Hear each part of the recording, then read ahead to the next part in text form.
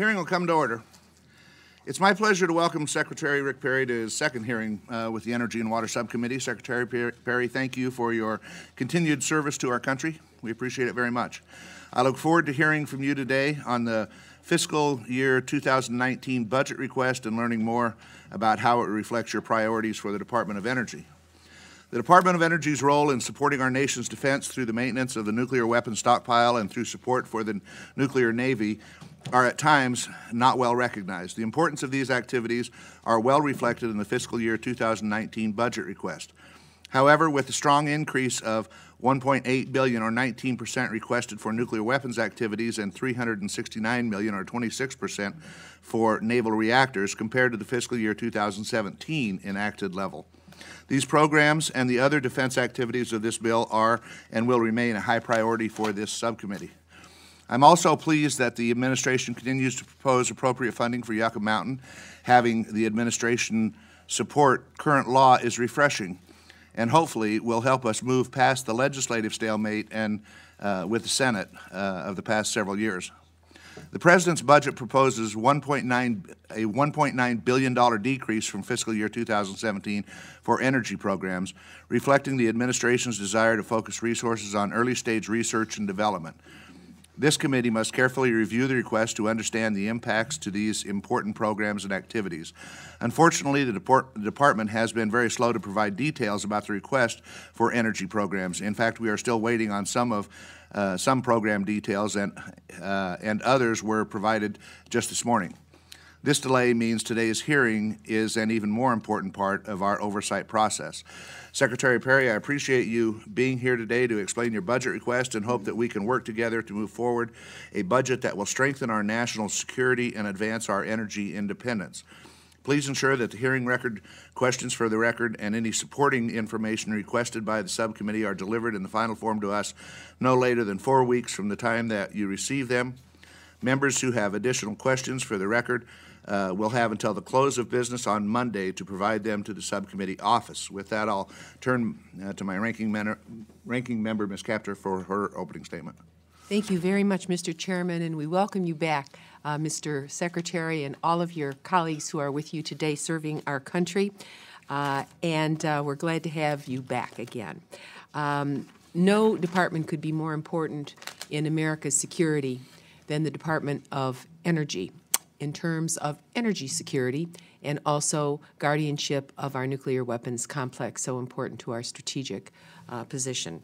I understand that yesterday you also led a roundtable discussion on critical water issues. I want to thank you for doing that and for the administration grappling with this rather complex but timely issue, and for your action step to request information on how best to unleash innovation in this area. Our energy and water and food systems are interdependent, and I don't think enough work has been done on the intersection of these important areas. Texas has experienced very heavy rainfall,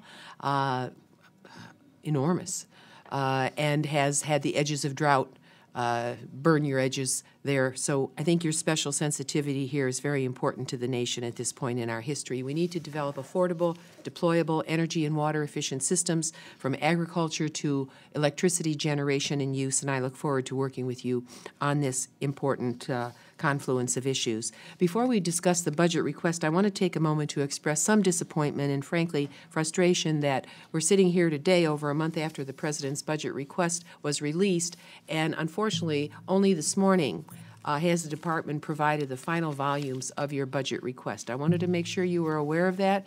During my time as ranking member on this subcommittee, I've never seen delays like this. And while I understand that there are multiple administration entities involved in this production process, and certainly one called the Office of Management and Budget, I have to say this does not reflect well on the Department and does a disservice to this committee. I'd like to take a moment to discuss the impressive strides we've made in increasing America's energy independence, with no department more important than your own. I view this as a strategic goal for our nation. We now provide over 90% of our energy needs from domestic sources. This is an accomplishment 4 decades in the making, and I think with your stewardship we'll get over the last 10% and give us a little reserve in addition. Renewable energy as a subset of that now accounts for 18% of our electricity generation. This is nearly on par with our nation's nuclear fleet, and it's happened in a relatively short period of time, though some of our photovoltaic research goes back to the 1980s. Electricity made up a smaller share of consumer spending last year than it ever has in recorded history, and every business I represent tells me that if I can get the percentage of energy costs down, they become more competitive. The Department of Energy has been a real leader in that regard, and with our economy growing, our total energy consumption is declining, providing we have an economic growth pattern that takes care of emissions. These successes are due in no small part to DOE's world-class research. There simply is no better, both basic and applied. And looking at the budget request, I am gravely concerned and hope to be able to fix the significant cuts that are contained in it, particularly in the energy accounts that will undermine the advances we've been making to date and will slow progress to continue job creation and efforts to modernize our aging energy infrastructure. The budget request for the Department of Energy provides a significant increase of 10% to defense accounts, including a staggeringly huge increase in the weapons account of 19%. At the same time, the request slashes non-defense applied energy accounts by more than 40%, of which energy efficiency and renewable energy alone is cut by 67%, two-thirds. Cuts like these lead me to believe that you do not think that efficiency and renewables are a good investment, so I would like to take a minute to enumerate some of the accomplishments of the Office of Energy Efficiency and Renewable Energy and feel obligated to do so this morning. Since 2009, the cost of electricity from new wind power projects has decreased by 67%. Wow. For solar, that corresponding figure is 86% decline. Americans have saved hundreds of billions of dollars thanks to new energy efficiency standards that have brought us smarter appliances, heating and cooling systems, and lighting, and we are on track to see $1 trillion in savings by 2020.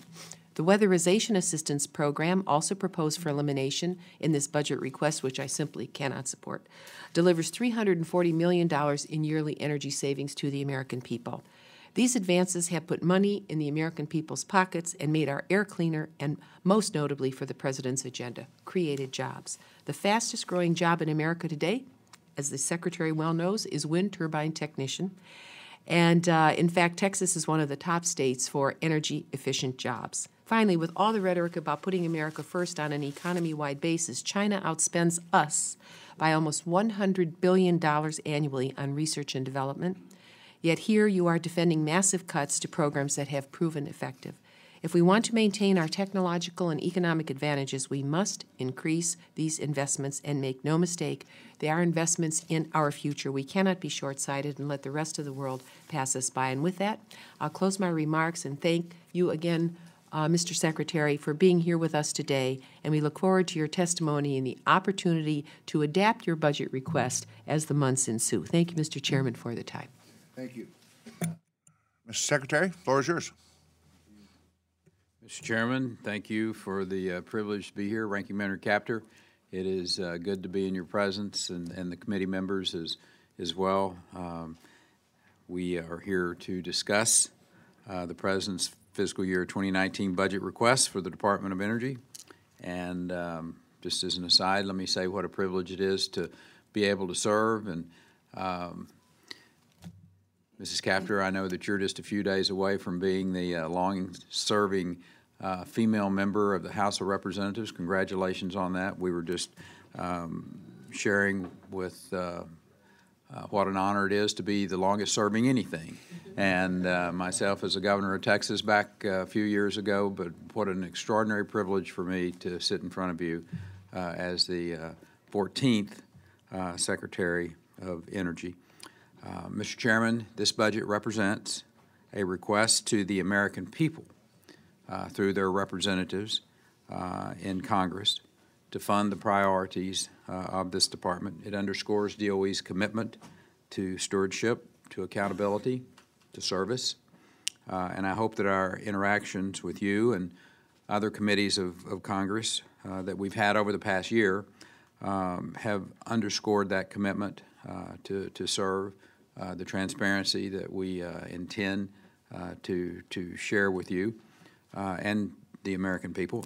In total DOE leadership, I think we've appeared now some 23 times over the last year in front of Congress. Very proud of that strong relationship, both with the staff we put together, some of your young men and women that you've trained up very well, and we were able to cannibalize. Thank you for that. This is the second hearing of 2018, and in the coming weeks, I'm going to have several more opportunities to sit in front of your colleagues, and I'm very proud of our standard of transparency as we try to work together to hammer out this budget. When I first appeared before this committee last year, I committed DOE to advancing several key issues, key objectives, if you will, and I noted at that time that we needed to modernize our nuclear weapons arsenal and continue to address the environmental legacy of the Cold War and further advance domestic energy production, better protect our energy infrastructure, and accelerate our exascale computing capabilities. This fiscal year 2019, $30.6 billion budget request for the department seeks us to move forward on those and other goals. Mr. Chairman, plain and simple, the United States government has no greater or more solemn duty than protecting its citizens. Since nuclear deterrence is critical to that defense, last year we promised a much-needed upgrading of our arsenal. This year, we've requested an 8.3% increase for that purpose and to align ourselves with the Nuclear Posture Review and the Nuclear Security Strategy. And I want to stop just a second and say thank you to this committee. For 25 years, the modernization of our nuclear stockpile has not been a priority for many in Congress. Unfortunately, the world's changed a lot in those 25 years, and we can't wait any longer. This committee understands that you can only defer maintenance and modernization for so long, and that time for inaction has passed. And I just want to say thank you for recognizing that and for strongly supporting the modernization of our nuclear arsenal. We're also focusing on addressing the environmental legacy that left the department and a lot of the sites. Mr. Fleshman, he has in his, Mr. Newhouse in his, some of those sites, many across this country. We're asking for additional funds to clean those sites up. We also have a duty to advance a fundamental mission of our department, and that is energy independence. Mrs. Capter made mention of that, of where we find ourselves. And thanks to American ingenuity and innovation, we're on the cusp of realizing that mission objective, the first time since the oil shortage of the 1970s. And in the coming years, we're going to produce enough energy from all of our abundant fuels, not only to meet our own needs, but those of our friends, our allies, and our partners as well. Just last year, we became a net exporter of LNG. There's 27 nations now that receive exports. 5 continents are impacted by that.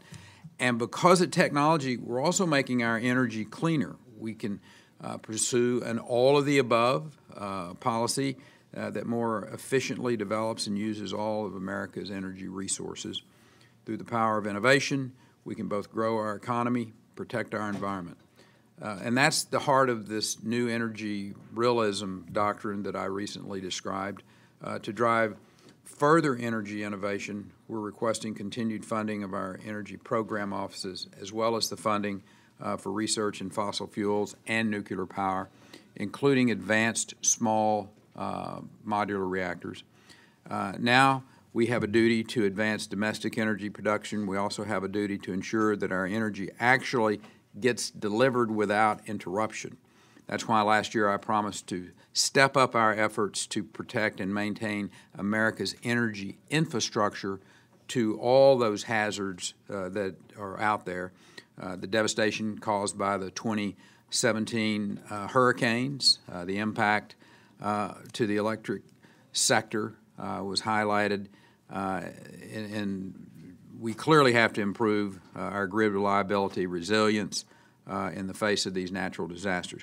We continue to work with our public and our private partners in Puerto Rico to help restore power outages caused by Hurricane Maria, improve the resiliency of Puerto Rico's electric system. As of March the 7th, the Puerto Rican Electric Power Authority reported that power had been returned to 70% of the customers. We also need to protect against man-made attacks, including cyber attacks. So this year, we've requested funding to increase and strengthen cybersecurity as well as the Department's cyber defenses. We're establishing a new Office of Cybersecurity, Energy Security, Emergency Response. It's called CSER. Much of our nation's greatest technology breakthroughs affecting energy have come through, as you made reference to, Ranking Member, the national labs that we have. We need to ensure their funding as well. In 2017, our national labs won 33 of the prestigious R&D 100 awards, including technologies regarding new materials, protecting our environment, incorporating renewable energy reliably onto our electric grid, and sophisticating our cybersecurity tools. These accomplishments, meeting the people driving our innovation agenda and imploring them to reach even higher, are some of the reasons I'm committed to visit each of our national labs. I'm especially proud of the work several of our labs are doing to harness the power of world-class supercomputers to improve our health, and it's particularly the health of our veterans. And we've stood up a program called ACTIVE that's specifically using our computing capability to address our veterans' health. And finally, let me touch on one of our other key objectives laid out last year, and that's to accelerate efforts to develop exascale computing systems. This year, we've requested nearly a 31% increase for this vital area in order to keep the United States at the forefront of supercomputing. So, Mr. Chairman, my first year, I've gotten to see the depth, the breadth of the DOE enterprise. I could not be prouder to be able to lead this amazing agency. I visited 19 of the national labs, 4 more coming up before the end of the month. Also visited WHIP, the Nevada National Security Site, Pantex, Y-12, the Kansas City National Security Complex, McNary Dam, and Hanford. But seriously, I told somebody, I said, I kind of feel like Johnny Cash, that old song, I've been everywhere, man. And it is. At each of these sites, it became abundantly clear to me just the amazing talent, the patriots that work at these facilities, all through the DOE complex. These are really, really fine men and women who I could not be prouder to get to work with on a daily basis and say that I'm part of a team of people that is making America safer, more secure economically and otherwise. So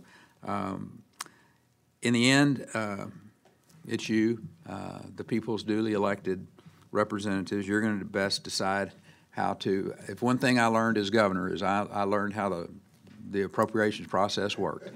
And I recognize we push these budgets out and then we work together to finalize the product. My commitment to you is that not only do I respect your role in this, I understand my role in this, and that we will use those resources wisely and in pursuit of the goals that you and I and the administration have outlined. So thank you, and I look forward to attempting to answer your questions.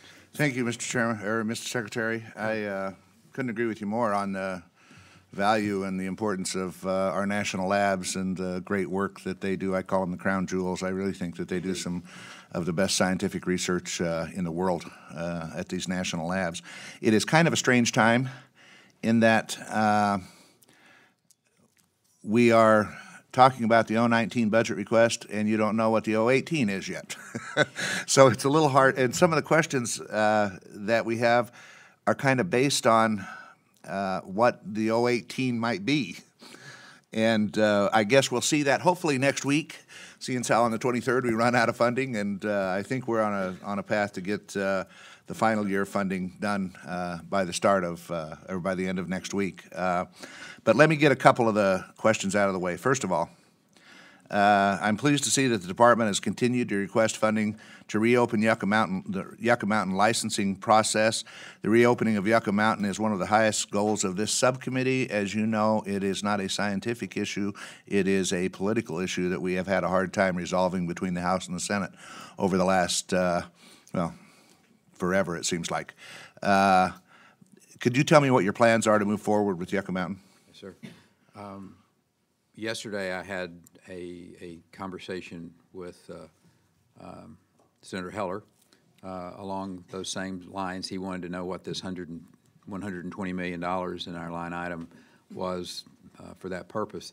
And I simply told him, and this is the right to the core of this, the law requires us to go forward with this, to on the licensing side, to find out what the observations are from both sides of this issue, and that's simply put what this appropriation is for.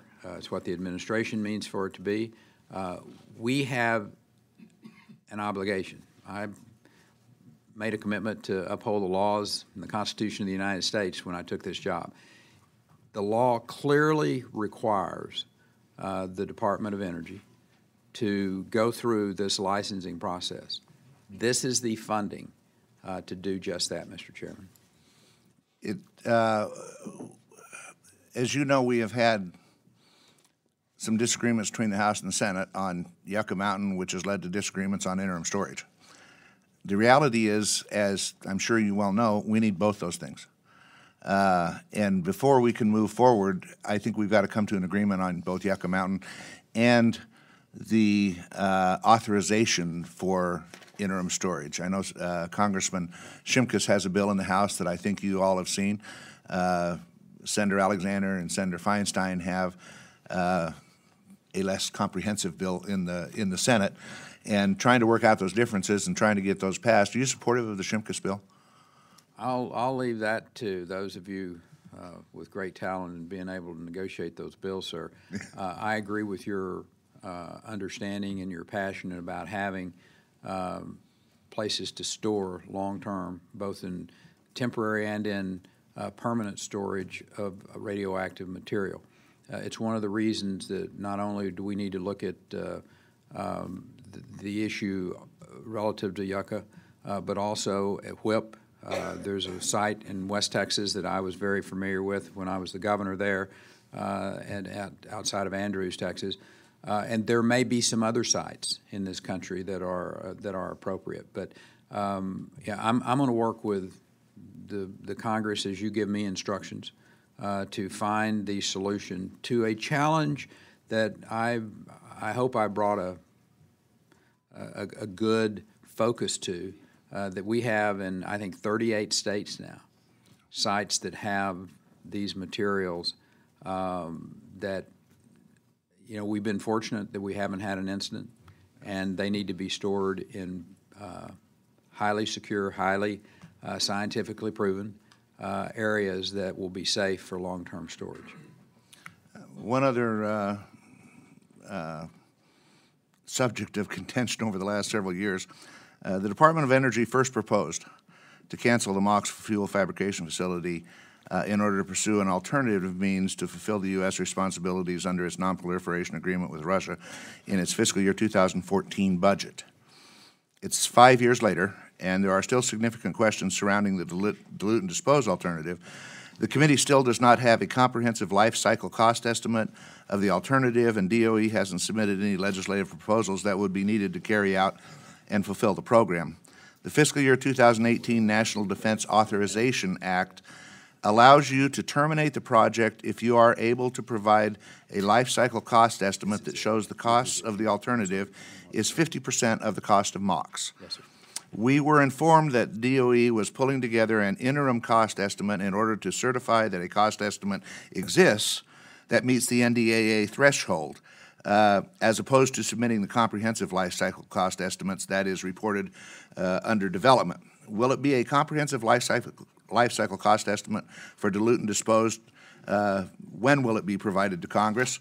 Do you intend to submit the NDAA certification and terminate the project, and if so, when? And will that be before the comprehensive life cycle cost is finished, or will you wait till that is finished? And when a waiver is, and if and when a waiver is submitted, will the estimate contain significant detail to allow Congress to carry out its oversight responsibilities? Yes, sir.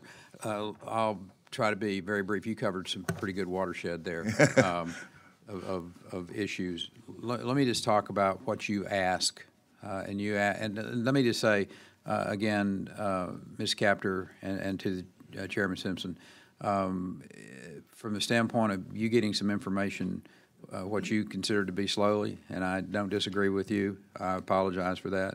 I'm learning that sometimes this process is not anywhere near as fast as I'd like for it to be either. And working with our friends at OMB is a new experience for me, coming from a state and having been a governor and an appropriator. But I'm not making excuses. I'm just telling you, I recognize it. I don't like it either, and I'm going to do something about it. MOX. Total project cost, according to the U.S. Army Corps of Engineers, $17.2 billion. Compared to the cost to stand up the dilute and dispose process is somewhere between $800 million and $1 billion.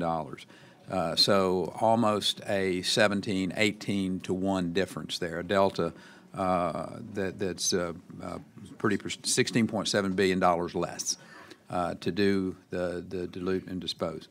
The average annual cost of the program, excuse me, I gave you a wrong number. The annual program cost is $800 million to $1 billion. To build the facility is between $200 and $500 million. Excuse me, didn't mean to. And the delta there is about $400 to $600 million per year on the operating costs, less for D&D. And obviously money's important, and there's a great deal of difference in the amount of money that we're talking about here between building out the MOX and the D&D. But here's the numbers that really jump out to me, and it is the completion dates of these two different paths that we could take. The completion date for the MOX project is 2048. The completion date for the D&D is 2027. That is a 21-year difference, 21 years earlier for D&D. And the starting of the plutonium disposition, 2050, 2051 versus 2028. So getting that plutonium into a form that it could be taken out of South Carolina and disposed of in a permanent way, 22-year difference. So there's clearly a difference here. We lay this in front of you. What we will do is there are, I think, 4 questions that get asked in that final, and then it goes to you for 30 days. The 21st, or excuse me, the 11th of May is when that will be. Nope. Okay. Never mind. Okay. The reason I asked, I'm telling you more than you need to know, and the last part was wrong. The numbers that you've given me, and my question is always, where the hell do these numbers come from? Yeah. Because nobody really knows. And when there's been such discrepancy over the last 4 or 5 years as we've dealt with this of what the real numbers are, and that all depends on who the heck you talk to. And that's been frustrating for us. But when the NDA language came out and said, hey, if you can do this for 50% less, how could I argue with that? If you can do it for 50% less, I'm going to go for it. Yes, sir. I just want to know that the information given to us is not written on the back of a napkin in a restaurant sometime saying, we can do it 50% less here.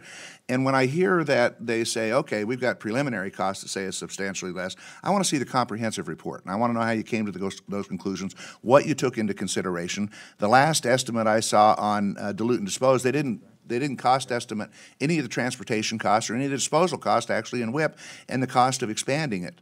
Are we going to see a proposal from the administration for to expand the land withdrawal in New Mexico? Because I think we're going to have that if we're going to put this stuff at WIP. That is going on as we speak from the standpoint of requesting through New Mexico the designation that's going to give us substantially more volume at WIP. The other question I have, and this is probably answerable, I just don't know what it is yet, is you know, with the slowdown of WIP because of the incident that occurred, it's going to be several years before it's back up to full operations. Right now, I think they're taking 8 shipments a week or something like that. That's correct. And we're going to add in another stream of waste into that, and so that's going to essentially lower the shipments that are going to come from other sites that have agreements with the federal government, and we're going to miss some milestones if we're going to slow that down. Is that all being taken into consideration? It is, and I might add, and again, I'm fixing to say something that I read just in the clips over the last couple of days, but just take that into account where that came from. But the site out in West Texas is going to the Nuclear Regulatory Commission on asking for some licensing approval there. So again, there may be some expanded options for us to use, but you're correct, and those numbers, those studies will be given to you and the committee members, but all that has been taken into consideration. At one time, there was a thought process, and I was talking last night to staff, couldn't remember where it came from, about building on-site storage at WIP, above ground, so that when you got ready to put it underground, you just had to take it from the on-site storage at WIP. Is that still under consideration? They said at the time, rough estimate to be about $5 million to build an on-site storage facility at WIP. Is that still? I'm not aware that there's conversations of that going on. What I do know is that there are some above-ground work being done to modernize. There's also some work being done there to increase the ventilation capability, right, and what have you. I cannot give you a definitive answer on whether or not there is ongoing conversations about on-site storage there, interim storage prior to it being down in. It would be interesting to find out, because that was for relatively cheap cost. You could build on-site storage there. Of course, you'd have to have the approval of the state of New Mexico. Yes, sir. But it made sense to me, and yes, then sir, you could come a lot closer to meeting a lot of these state agreements that we've got around the country. Before I go to Ms. Capter, we're. You can go to Ms. Capter. She's your ranking. We'll go to Ms. Capter. Please. I thank the gentleman from not just Idaho, but New Jersey. And Mr. Secretary, thank you for some clarification in your replies here to the chairman's questions. My first question relates to a statement you made in your opening remarks. You referenced progress in the United States increasing LNG exports. I share your excitement at that. But could you tell us to what extent DOE may be developing new energy partnerships or pathways to our European allies to prevent their energy supplies being held hostage to rogue regimes? Is there any working group, any initiative? Can you enlighten us in any way in that regard? Yes, ma'am. There are ongoing conversations with my counterparts and other government officials, Poland, for instance, and bringing LNG in through Poland down into Central Europe. The real issue there is interconnects, from my perspective, between the European countries. Obviously, there's issues with Nord Stream and how that's going to be ultimately decided, and whether or not Germany is going to be a partner with us on LNG, or whether they're going to rely upon the Russian gas that's coming in. So we're in conversations with you being the head of the Ukrainian caucus, with our folks Poroshenko and his administration relative to how we can assist them, and there's also there's plans for a pipeline. This isn't LNG, but this is plans for a pipeline. We think it's important for the European Union to have multiple choices.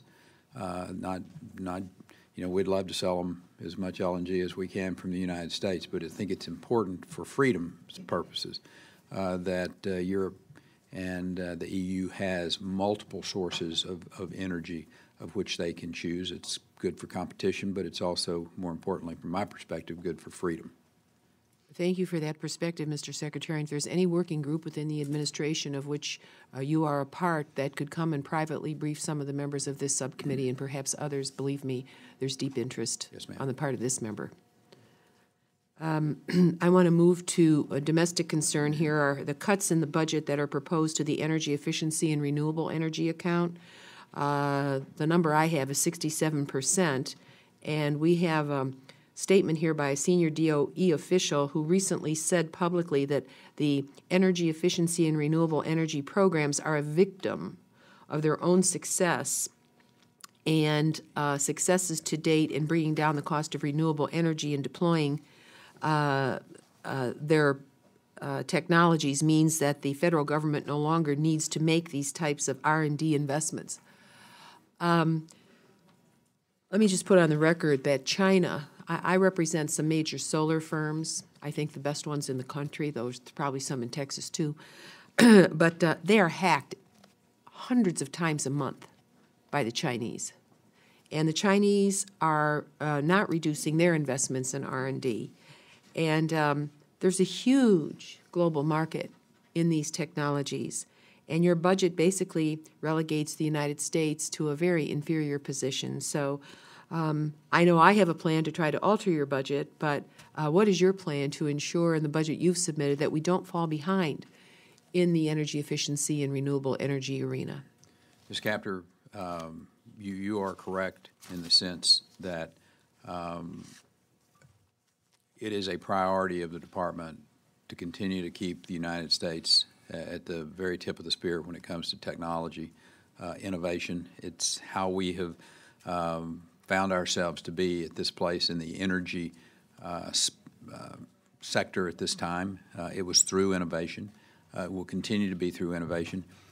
One of the things I learned as an appropriator and as a governor was that just because a line item was reduced didn't necessarily mean that that particular line item had fallen out of favor. In some cases, what that means is that, and I'll give you a few examples. In that high-level DOE person that you were talking about, I understand what they were saying. They're basically saying that we've had some successes, and we ought to be celebrating those successes. For instance, the Vehicle Technology Office, it met or exceeded its goals in 5 of the last 5 years. Hydrogen and Fuel Cell Technologies Office, again, they met or exceeded their goals in 5 of the last 5 years. We consider that to be meeting the goals of which we had put in place, and when you meet the goals, then you can, those are mature, and they don't need to be funded going forward. Are there places where we have, philosophically, I am an all of the above energy person. So in our national labs, philosophically, I'm pushing some particular areas. Battery storage is a great example of it. I'm a big fan. I've been on the record of saying that's the holy grail of battery storage. We may be right on the cusp of hitting the tipping point. There are some that say, well, you've got to continue to spend money, but we got great successes in that arena. So the idea that we have to spend, or that the criticism would be because you're not spending the same amount of money in this line item, I will suggest to you in many cases it's because there has been successes in those. Solar Energy Office, a great example, 5 of the last 5 years. We've met or exceeded. Are we working on some areas of in the solar side in our national labs that are being funded? Yes, we are. They may not show as a line item as you've seen before. So we're reprioritizing. Where do these dollars need to go? What's the best return on our investment? We're reprogramming, repurposing, if you will. But I think there's some great celebration that needs to be going on about the successes that we've had, recognizing that we got a lot of competition around the world, and that innovation, technology is what's going to take us to the lead. It's why we've asked for this extraordinary, I think extraordinary increase in exascale and in the next gen of computing into quantum computing. Thank you, Mr. Secretary, for what you're able to say. I would hesitate if I didn't say, or I'd be remiss in my duties here, the competition is predatory for many of these countries. And so I don't think that we can afford to put our foot on the brake while we've got foot on the accelerator at the same time over there at DOE. I think that we have to keep our rigor. And so my efforts on this committee will be devoted to that end. Your budget request actually cuts the Office of Energy's energy storage program by 74%. Yes, we've reached certain thresholds, but we certainly haven't maximized what we know in these energy arenas. And that brings me to the budget proposal to eliminate ARPA-E. The President's budget requests support energy's efforts to enhance today's energy security, they state, while also making strategic investments for tomorrow, yet ARPA-E is eliminated? Your acting director of ARPA-E suggested at this week's Energy Summit that reforms may be coming to the program, and I'd like you to know that this subcommittee is extremely interested in any proposed changes to ARPA-E. That's kind of like the gold star. It's where we invent the future. Could we have your commitment that we will be informed in any proposed changes to ARPA-E early on? Ms. Captor, you have my commitment that I'm going to work with this committee. And one of the things, again, that I learned as a governor is that we're going to honor and follow instructions. The ARPA-E and its future iterations, we realize that the investment in late technology and in early stage technology and in basic research is really important. All of those mesh together. I created and oversaw a program while I was the governor of Texas called the Emerging Technology Fund. I think there's a real role for government to play in funding particularly in these early stages, technology that might not ever get commercialized without that.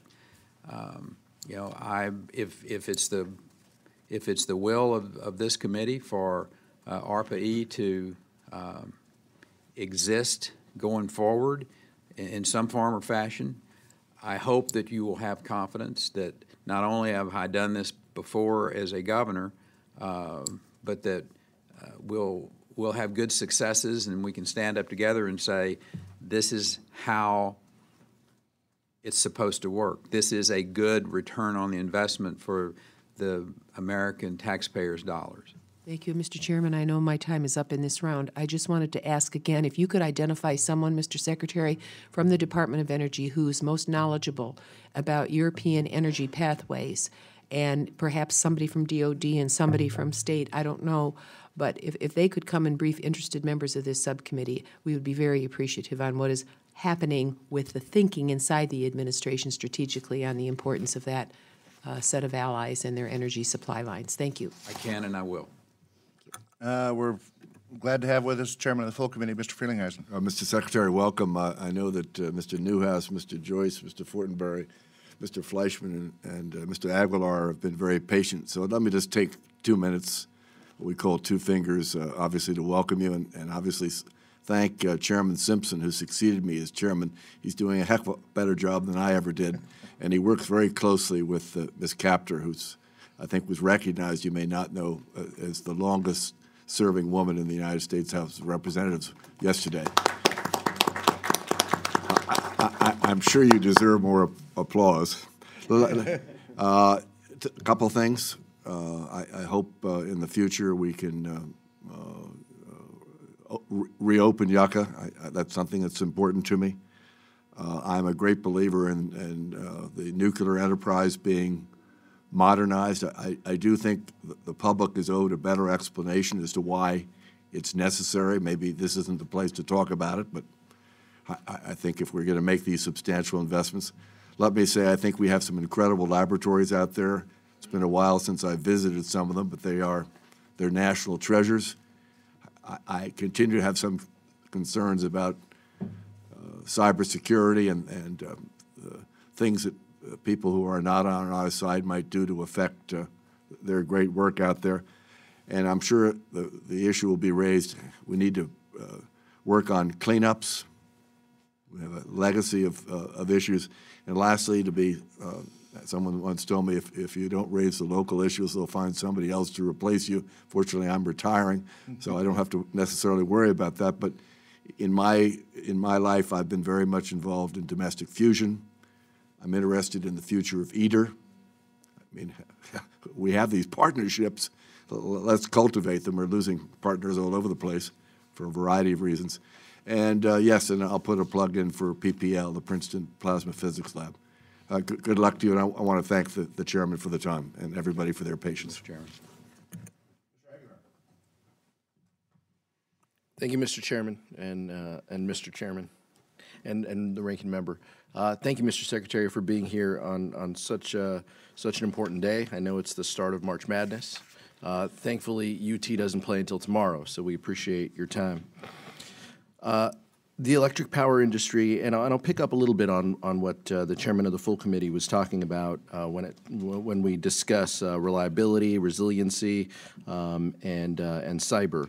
The Office of, you mentioned it in your opening statement, that the Office of Electricity Delivery and Energy Reliability, OE, has been a lead role in addressing infrastructure issues related to the power grid, including physical security and cybersecurity of all energy infrastructure. The FY19 budget request split these two offices, as you know, into electricity delivery and then the cyber energy security, CESAR as you called it. The budget request would reduce funding levels to the new OE by 59% from FY17 enacted levels and increase funding to CESAR, the cyber side, by 21%. Given the challenges of the hurricanes in prior years presented to our power system, combined with aging electricity infrastructure and increasing retirements on base load coal and nuclear power plants, why has the DOE proposed to reduce OE's funding in areas intended to support reliability and resiliency?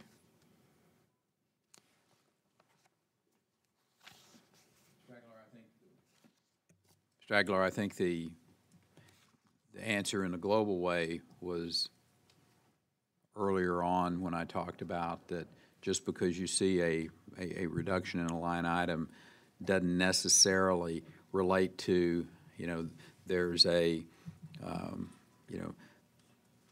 36% or whatever that number is reduction in our interest in that or in our ability to affect the areas of which we're discussing. I want to share with you, if I could, kind of shift over to this cyber side of this, and so I think the commitment to the electrical sector is still there. I think we're going to be able to address the needs with the dollars that we have. From a prioritization standpoint, protecting the grid from cyber attacks is substantially high on our priority list. We spoke about it a year ago, standing up this office to protect, to understand better. Chairman Simpson and his district with Idaho National Lab, he has a test grid of which we can go out and actually break it, infest it, infect it, and that's going to serve, I think, very well. You're going to see this whole office standing up, a lot of attention and resources to a critical area. Obviously, our capacity to protect the grid and ensure that we have a sector-specific agency requirement by statute to protect the electrical grid. So the cyber in this office of cybersecurity, energy security, and emergency response, and the emergency response part of it is there's flexibility of obviously I consider emergency response to be in line with some of the issues that you made reference to on the electrical side of things. So I think splitting those up and looking at it from the standpoint of this is how much money you're going to spend here, so therefore you're taking away some of your focus, your interest. That's not correct. This is about being able to manage, being able to prioritize, and yes, the line item is less there, but that may not necessarily mean, and I don't think it will necessarily mean that there's going to be less results. Sure, I understand, and I understand that the department was warned in the past about facing imminent threats. We've talked about that as well, ensuring that we guard against our resiliency. 2015, Ukraine electricity grid was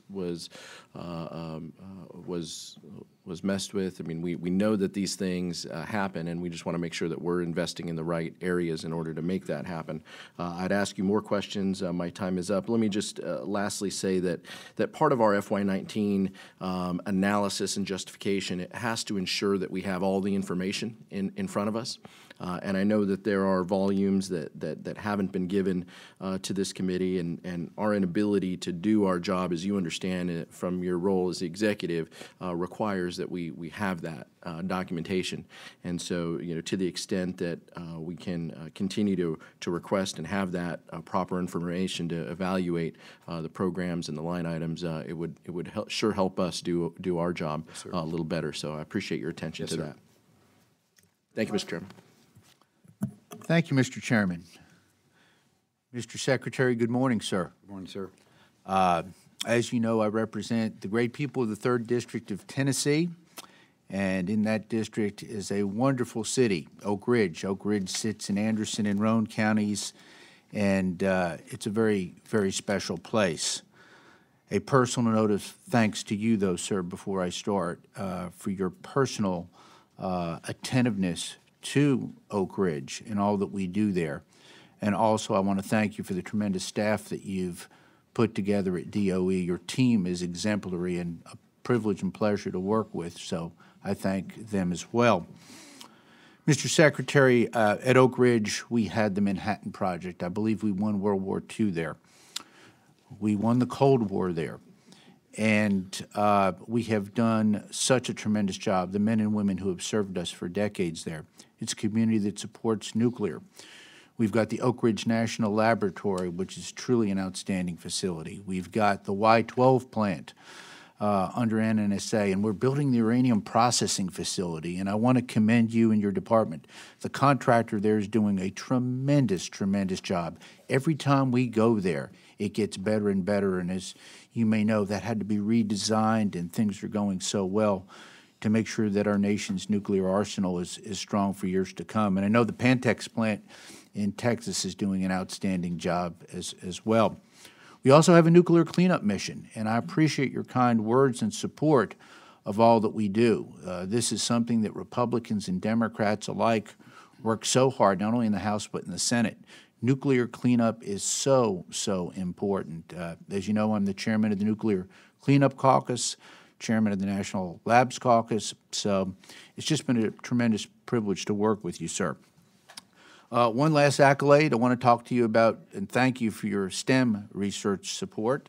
At Oak Ridge, we have an organization called ORAU, the Oak Ridge Institute for Science and Education, managed by ORAU, is truly outstanding.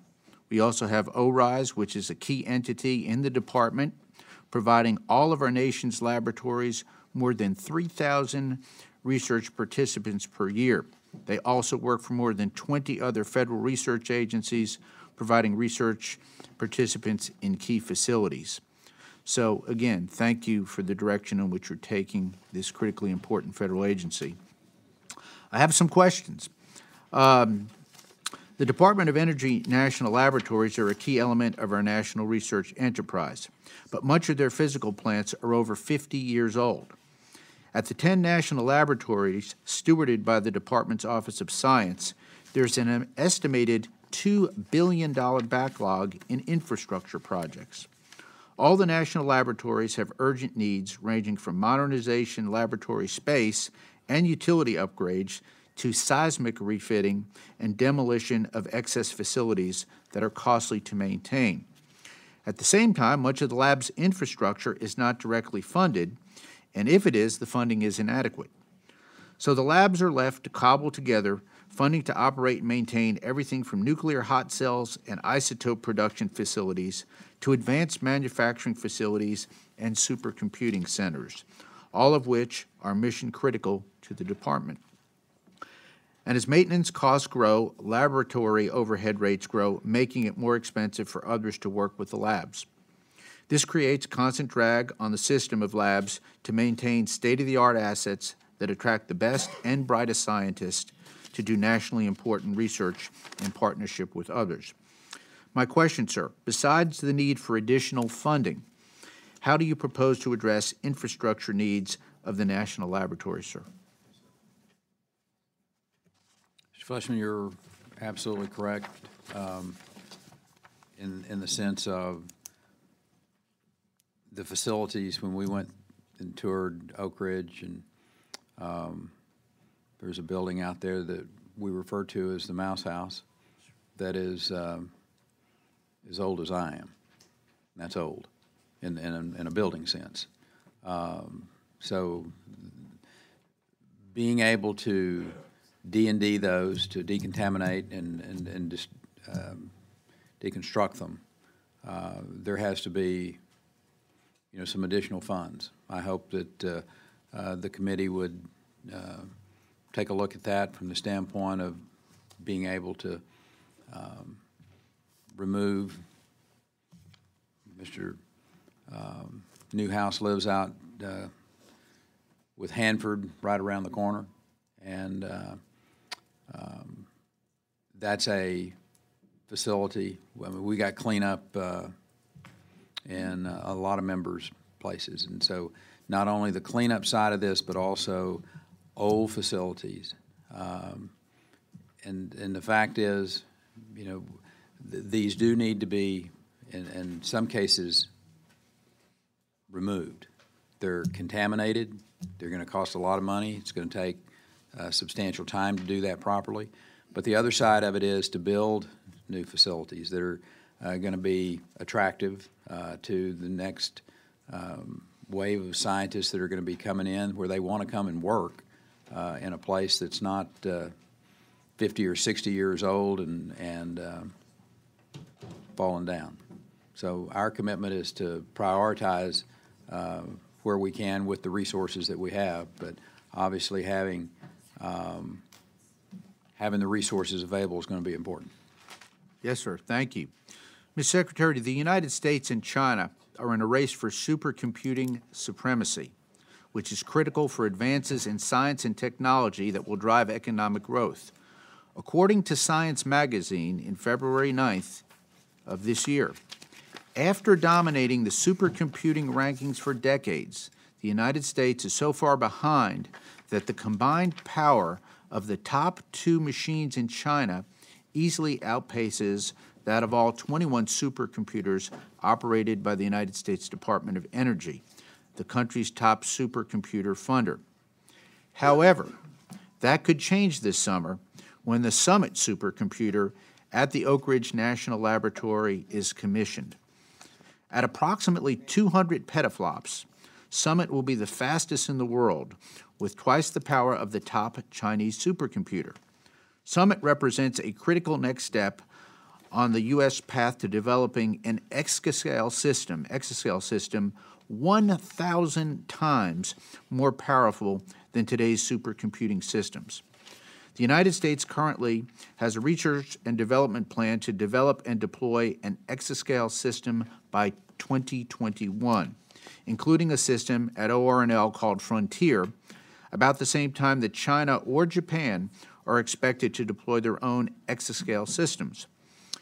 Mr. Secretary, to beat, if not maintain, competitive relations with the Chinese and Japanese in the field of supercomputing, the United States needs to deploy its own exascale system in 2021. Your budget request makes a serious investment in achieving this goal. Can you talk a little bit more about the elements required for this success? Yes, sir. The FY19 request includes $636 million, and 473 of that in the Office of Science and $163 million in the NNSA. June the 15th, I announced $258 million in funding over 3 years that are going to support 6 leading U.S. technology companies, because this is obviously not just a DOE / national lab enterprise here. This is working with our private sector partners as well. So not only have we, you all appropriated and we prioritized these dollars into the exascale at the DOE, we're also working with our national technology companies as part of a exascale computing project. It's called New Pathway Forward, and these awards will obviously accelerate and develop the critical hardware, and that's going to be necessary to put us back in our, what I consider to be rightful place, is having the fastest computing capability in the world. Right now, we don't have that. And the importance, from my perspective, is that getting us back to that position is tantamount to our national security. And Oak Ridge, or excuse me, Argonne is going to have the first exascale computer, followed closely by your Oak Ridge lab. It's a different architecture, but you all, and this should put us back in either the first or second slot when those are done. And then obviously the transition on to quantum computing after that. And again, as this is one of those examples of as exascale comes into its maturity and we start shifting funds over to the quantum computing. And, there'll be substantially less spent in exascale on the line item, and we'll start transitioning those dollars over to quantum computing at that particular point in time, which your home lab will play a very important role. Thank you, Mr. Secretary. Mr. Chairman, I yield back. We're fortunate to have with us the ranking member of the full committee, Ms. Loy. And I'm fortunate to be here. Thank you, Mr. Chairman and Madam Ranking Member. Mr. Secretary, welcome. Before we discuss the budget request, I want to take a moment to express my profound disappointment and frustration that we're sitting here today, 33 days after the President's budget request was released, without a complete budget justification from your office.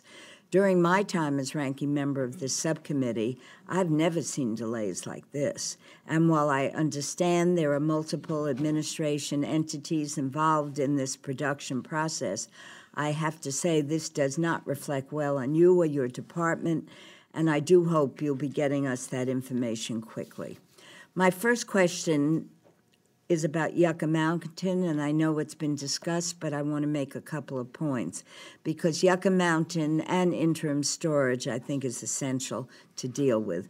I appreciate your FY 2019 request included funds for Yucca Mountain and interim storage for spent nuclear fuel. This issue is extremely important for my district, as the village of Buchanan and town of Cortland plan for future redevelopment of the Indian Point Energy Center plant site. So I'd like to ask these questions. Number one, how are you working with Congress to support moving forward with Yucca Mountain and other consolidated storage options for nuclear waste? And when do you hope to see Yucca Mountain or interim storage facilities opened and operational? Ms. Loy, I addressed your concerns a little earlier about the lack of transparency. When you don't get something, I consider that to be a lack of transparency.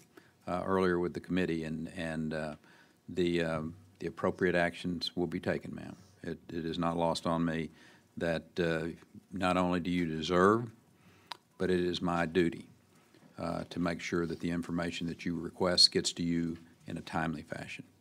And speaking of timely fashion, the administration, through their budget request, does put $120 million into the budget to put the Yucca process back on track from a licensing standpoint. And I think that's important because it is required by law. I'm not going to speak to previous secretaries or administrations, but I made a commitment when I was sworn in to uphold the laws and the Constitution of the United States. It is clearly a statutory responsibility. There is law that says you will take this process forward. We're following the law. With that said, we will follow the will of Congress as you all decide how you want to deal with Yucca. And whatever that may be, is that we will dutifully follow your instructions about how to deal with that. As a side note, I agree with you. I think we as a country have a moral responsibility to remove that waste from many of your districts, to dispose of it properly. It may be in a temporary manner. It will ultimately be in a permanent manner. And not only do we need to be looking at the sites that have been designated and expand some of those facilities to speed the permitting process as much as reasonable, to be able to move that material out of these sites that in many cases are not secure. Thank you, and I'm glad we agree that it's time for the Department of Energy to finally take title of spent nuclear fuel and dispose of it safely and permanently. In advance of Yucca Mountain or an interim storage facility being licensed, I do hope that we can work together to make sure that spent fuel is transported safely. What work has the Department of Energy done to study the characteristics of spent nuclear fuel as it relates to transportation conditions? And can you identify any gaps in the department's knowledge about spent fuel volatility? And what resources will your department need to study spent fuel and how to make it safe for transport? Yes, ma'am. Ms. Loy, I don't know of any obvious discrepancies that are there, but what I would ask for you and the committee's approval to go back, research that with some detail, and get that back to you as soon as possible. Thank you, Mr. Secretary, and thank you, Mr. Chairman. Mr. Newhouse. Thank you very much, Mr. Chairman, Madam Captor. Secretary Perry, it's a pleasure to see you again. And sir, thank you. Part of your effort to be everywhere man, I want to thank you for coming out to my district last August and visiting some of the things that are high importance to our nation. So thank you very much for that. Now, let me get right to the point of the question I have for you. As part of your visit, you were able to visit the McNary Dam. And so you're able to see, I think I could say firsthand, really the huge role that the hydroelectric dams play in the Pacific Northwest. It's truly an amazing thing. The federal Columbia River power system, unfortunately today, though, is being threatened. And so that means our energy, our transportation, our agriculture, our irrigation, our flood control, our economy is truly at risk in the Pacific Northwest. People on this panel, my colleagues here and other places in Congress have heard me speak strongly and passionately about this, and they'll continue to, because right now there is a single federal judge that is forcing additional spill at our dams. That decision overrides a comprehensive biological opinion that was agreed to by scientists and engineers at federal agencies, by Northwest tribes, by local and state governments or regional experts and stakeholders. I've got proposed language alongside with my colleagues, Representatives McMorris Rogers and Herrera Butler, for the appropriations bill for fiscal year 18 to prevent this additional spill. And if we are able to do that, we will save Pacific Northwest ratepayers in just 1 year $40 million in increased utility rates. So as I know you're a strong proponent of renewable hydroelectric power, Mr. Secretary, would you commit to working with me to prevent this forced additional spill, save our dams, which are a vital component to our way of life in the Pacific Northwest? Short answer, yes. Yeah. I appreciate that very much. Yes, we're going to need all of your horsepower and your muscle to be able to pull this off. And again, thank you very much for seeing firsthand the importance. And I think you made some comments relating to the you have nothing like that in Texas. And they truly are a unique source of not only energy, but they really do drive our economy and our way of life in the Pacific Northwest. As you will remember, I shared with you two things that you all do substantially well, and that is hydro and wine. And they're They do that well. Let's not get into that, sir. I'm digging this. This hole is already pretty deep. yeah, well, we won't go into the quality versus quantity quick equation, but I'm sorry. did I say that? I'm sorry, Mr. Chairman. I should not have brought that up.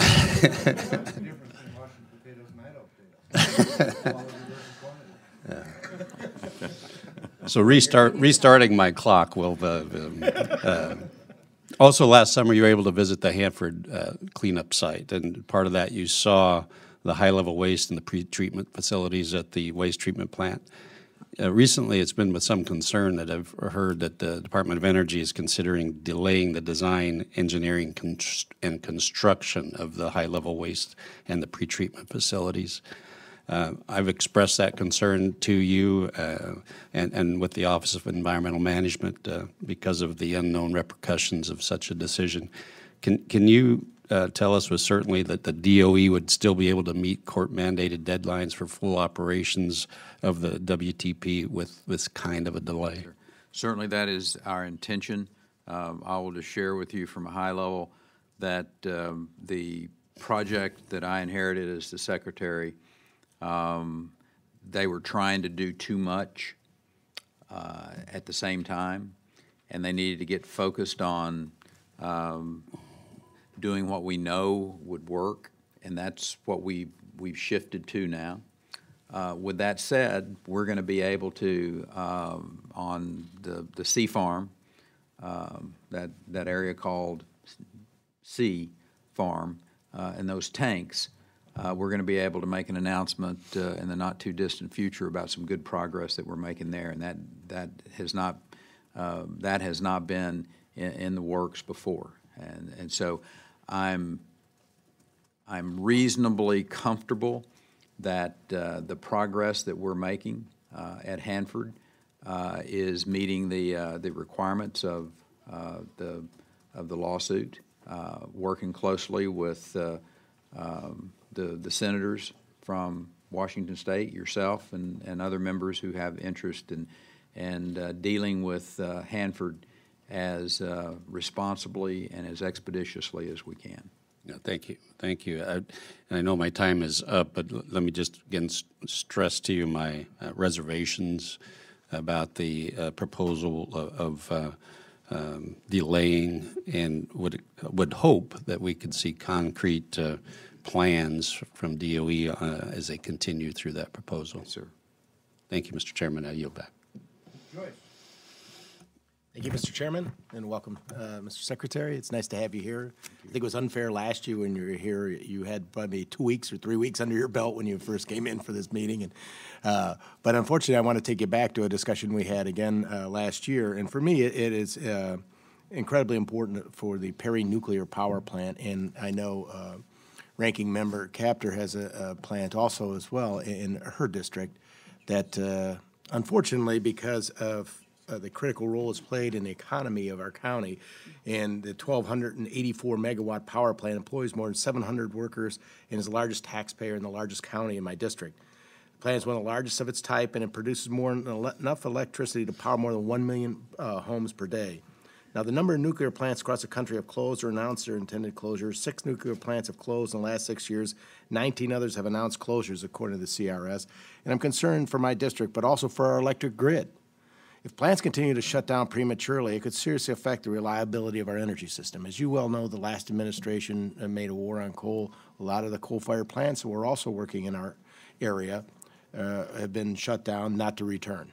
This Perry nuclear plant and the Toledo plant are up and running now.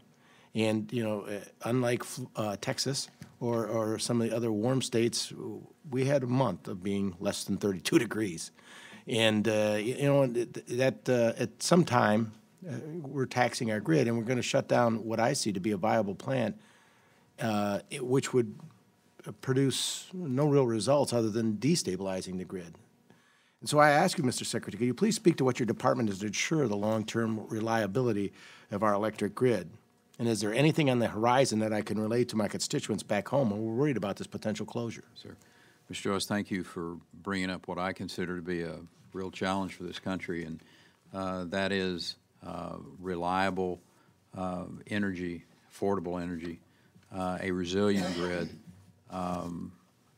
I put forward a 403 request to FERC back some months ago on this issue of reliability and with a focus on the nuclear and the coal industry.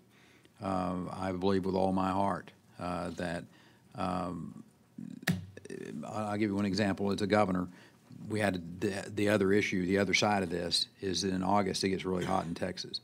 And we have ERCOT, which is the Electrical Reliability Council of Texas, which oversees our grid. I called in the leadership of that and I told them, I said, I do not want to get a phone call from someone whose grandmother has died in their home because the electricity went off in August, where days are 105 to 110 degrees.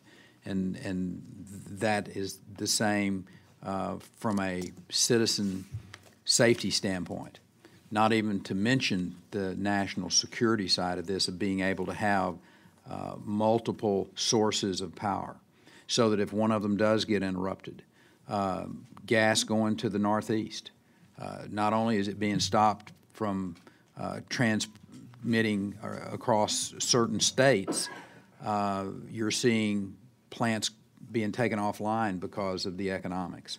And so I think it's time for us to have this conversation in a national way. You know, FERC's got to be engaged with this. This country needs to have a conversation. Are we going to make sure and take the steps to ensure that our nuclear and coal industries in particular are going to be viable alternatives and part of an all of the above mix in our energy portfolio, so that we never have to take that phone call from someone in the Northeast when the next polar vortex hits, that the financial centers of New York or Boston went offline because they couldn't keep the power on. But more importantly, the citizens that had to make the difference between, or had to make the choice between, am I going to keep the lights on or am I going to keep my home on? And I certainly appreciate your efforts in using every arrow in your quiver to make sure that we could have a multiple discipline grid to make sure we do that. And especially in light of the fact we just did tax reform, the idea that we want to repatriate manufacturing and bring things back here. As you well know, in a rolling brownout, they're not going to brown out schools or hospitals or homes. They're going to brown out factories. And I've heard many manufacturers talk about the fact that they need a stable, reliable electrical grid in order to prosper or in order to grow in the area. Would the gentleman yield? Absolutely. I want to thank you very much for bringing up a particular problem facing northern Ohio, and it's quite serious. Obviously, it relates to our nuclear capabilities on the commercial side and the fallout from marketplace competition. But I would like to invite the Secretary, in his wisdom, with all his experience, to think of a way that we might work with the Department on a regional focus for what the fallout is going to be in terms of capabilities of those who work in this very delicate industry, and what our alternatives are for the future if, in fact, we are part of the 25% of nuclear power that gets shut down in this country. I have found, having worked with several departments, that the Department of Energy, and this is not blaming you, Mr. Secretary, but it's just the department's founding, the way it's operated, to not have geographic sensitivity.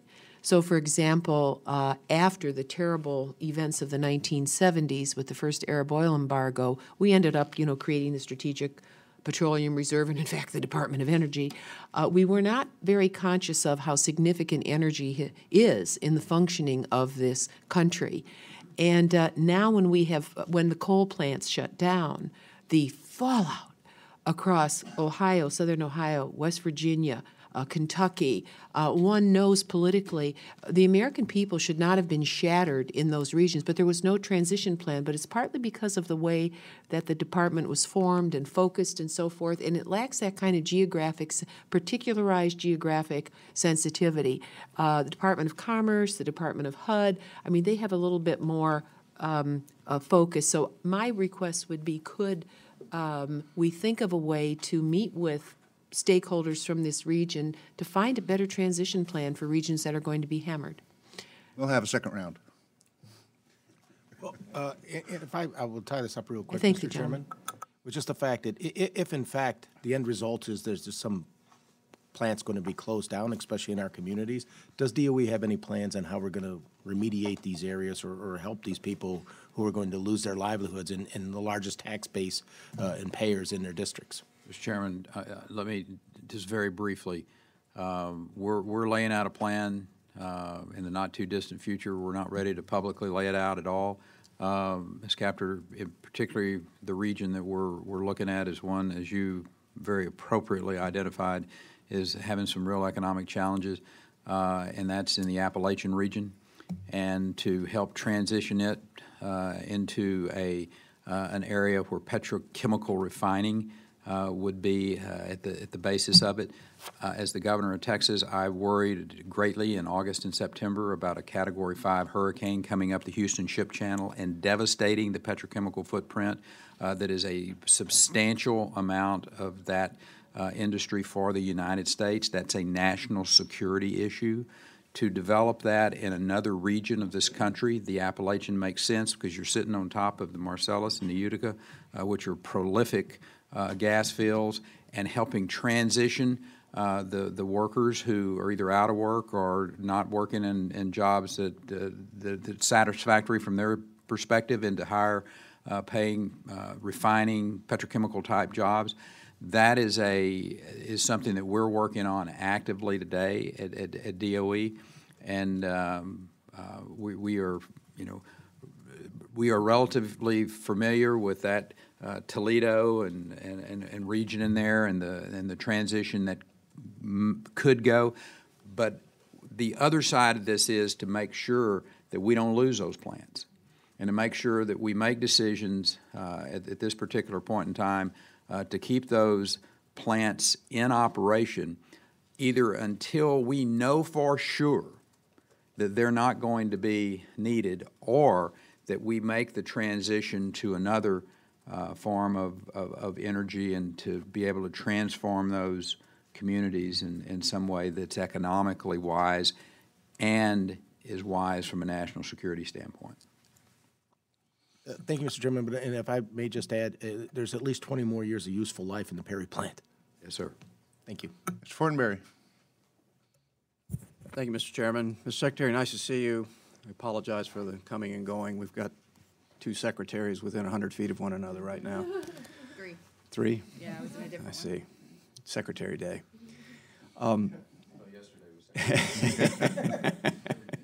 Every day. President Putin recently announced his new Satan II missile, which can destroy France or Texas. So I tweeted at Mr. Putin, so you can kill us better than we can kill you. Now what? Part of your portfolio, I didn't hear back from him, though. He's tapped your phone. Well, perhaps he knew the tweet before it went out. I don't know. Part of your portfolio is nonproliferation. And the intersection of two significant responsibilities is what I want to talk to you about.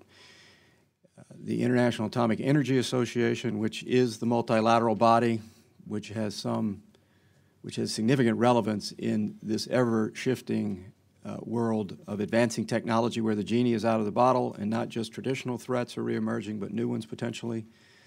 The mission of the IAEA, as I see it, is going to evolve from, and it already is, from safety to verification. I want to know how well our department is integrated in shaping that culture with them, because I think, again, the importance of that multilateral institution only grows in a more complicated 21st century. Secondly, the nonproliferation programs, particularly the ones where we had some mild cooperation with the Russians. Do we have any thread of communication or cooperation left with them? Let me address your last question first, and the answer that we can talk about in this room is yes. We can go and have further details about that in a different room. But I think it's appropriately so that we try to reach out to, and particularly through the IAEA, and we have a very good working relationship with them. and one that we continue to develop. We're, as far as I know, the largest contributor to the IAEA, and so they pay attention to the United States' interests and goals. So having this leadership role in the nonproliferation area,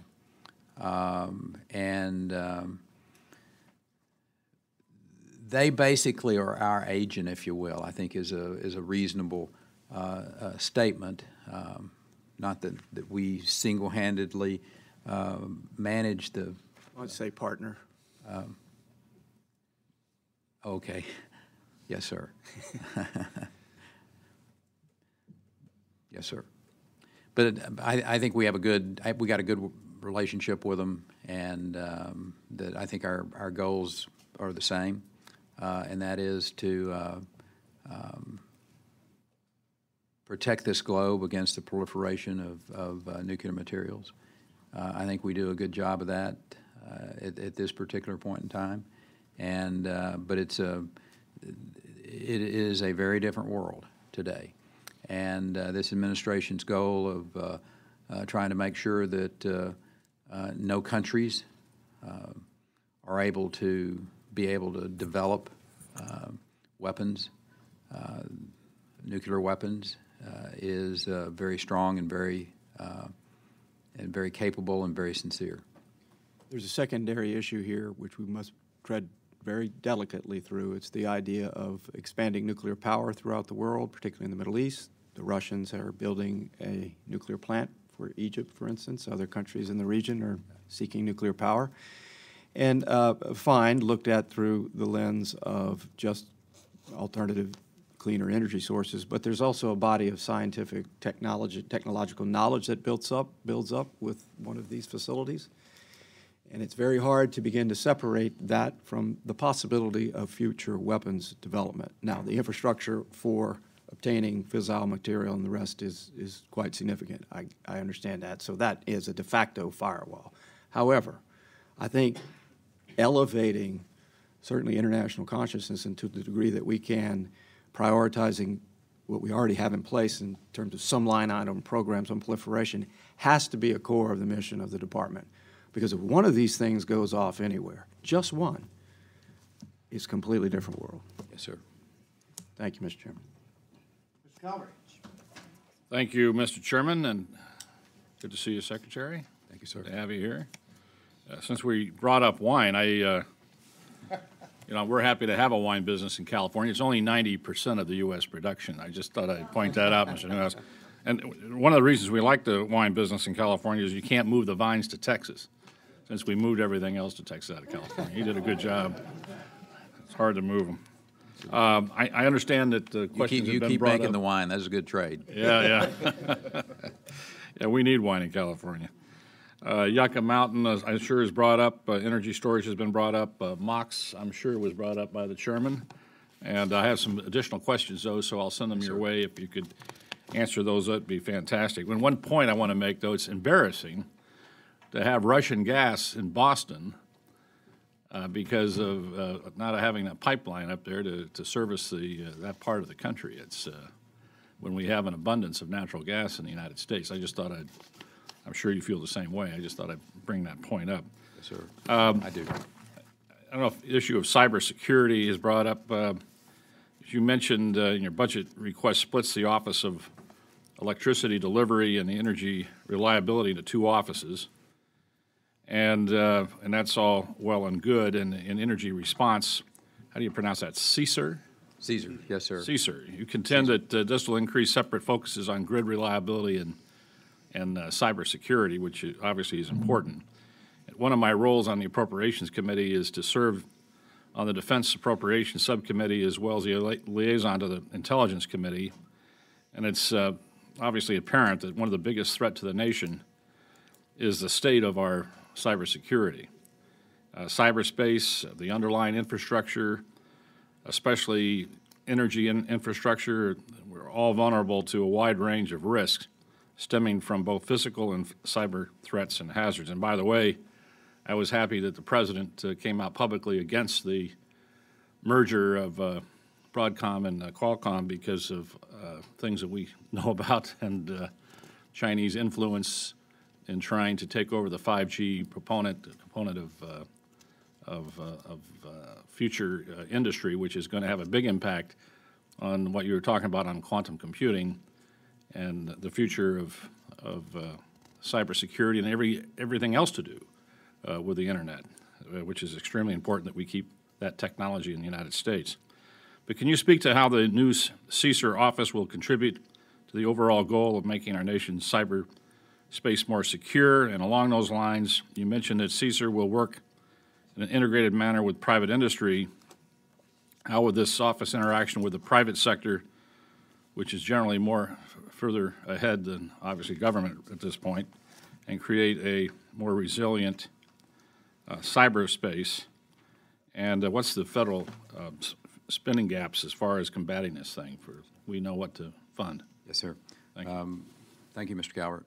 As you'll recall, a year ago, when I had just been in the position for a few weeks, and I came and testified in front of you, I shared with you that cyber and cybersecurity was going to be one of our priorities. Nothing has changed my mind. As a matter of fact, if anything, almost on a daily basis, I realize that that is more and more a high priority of this country, and obviously sector-specific DOE and the electrical grid. I think there's $96 million request for CSER in its own funding account. Now, this is a clean split of responsibility and funding lines from the existing OR account, and I think it's like a 13% increase over FY17 that was enacted. The other part of that division of current OR, that's going to be electric delivery, and it's going to continue to pursue its critical mission to improve the reliability. Again, these will be more, things that we do at INL, and there will obviously be some CSER activities at INL as well. But the message was clear from the President that the warfare that goes on today in the cyberspace is real.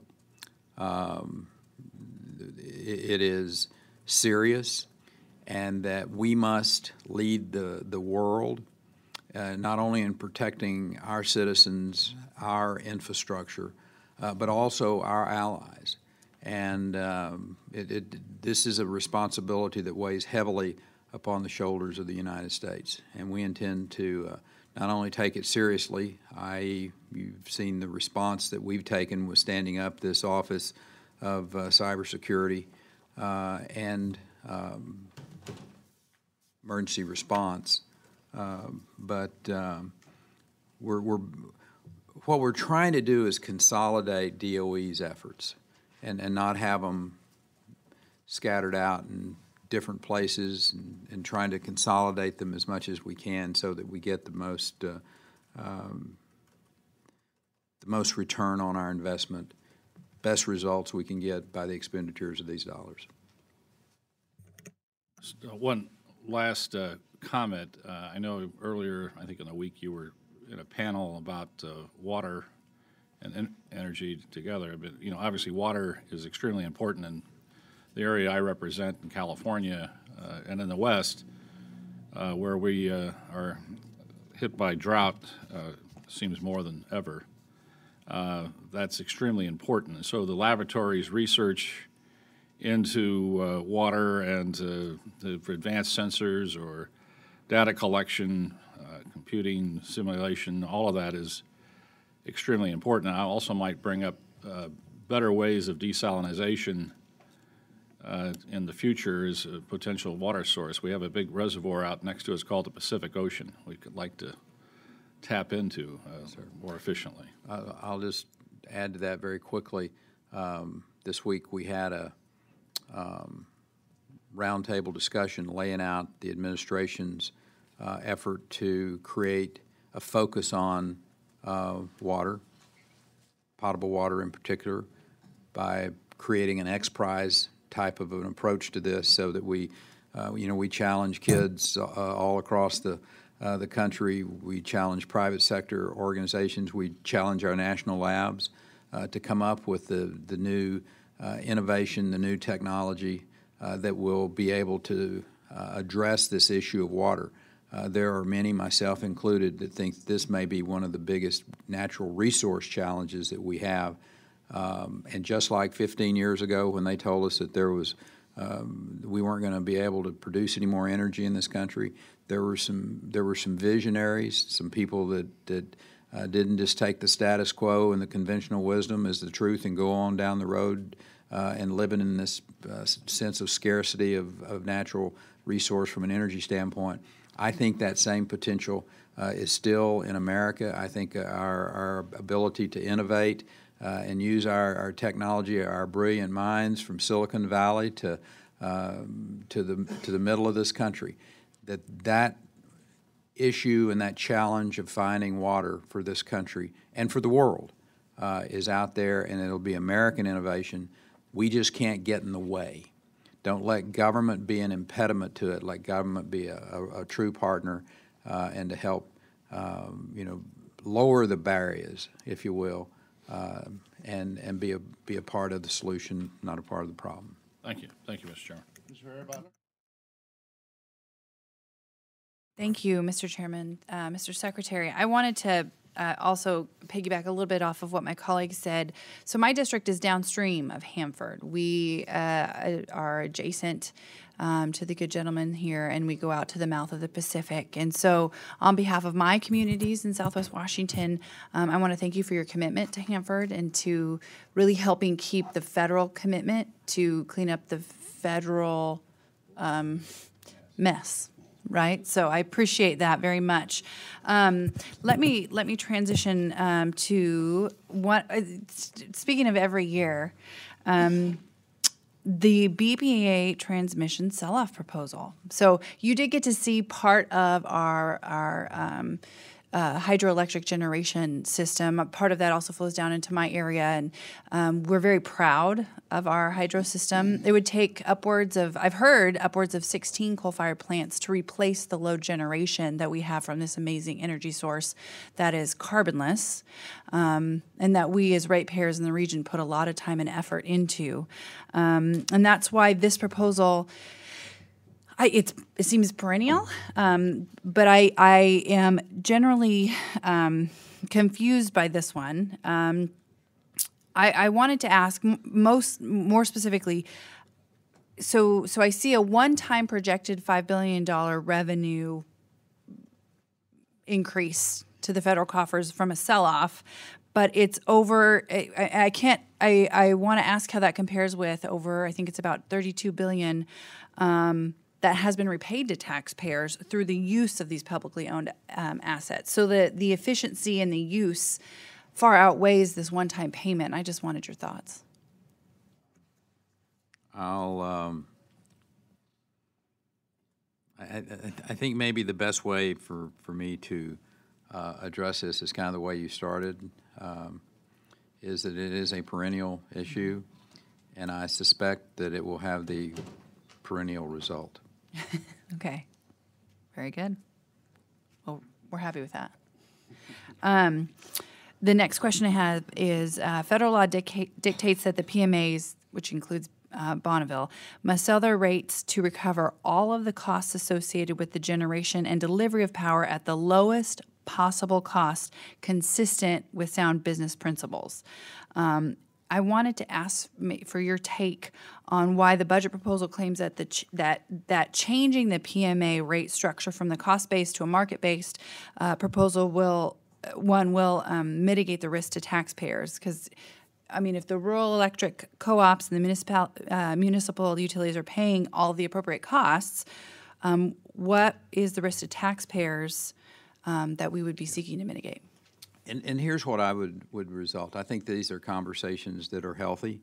I think we shouldn't be afraid to have them, to lay it out there, and then let the facts pretty much stand for themselves. And if there is a clear win for the taxpayers, then let's have that conversation in front of this committee. But obviously, I think just to lay it out without, number one, really having the data to back it up is not particularly of great utility. So, I'm for.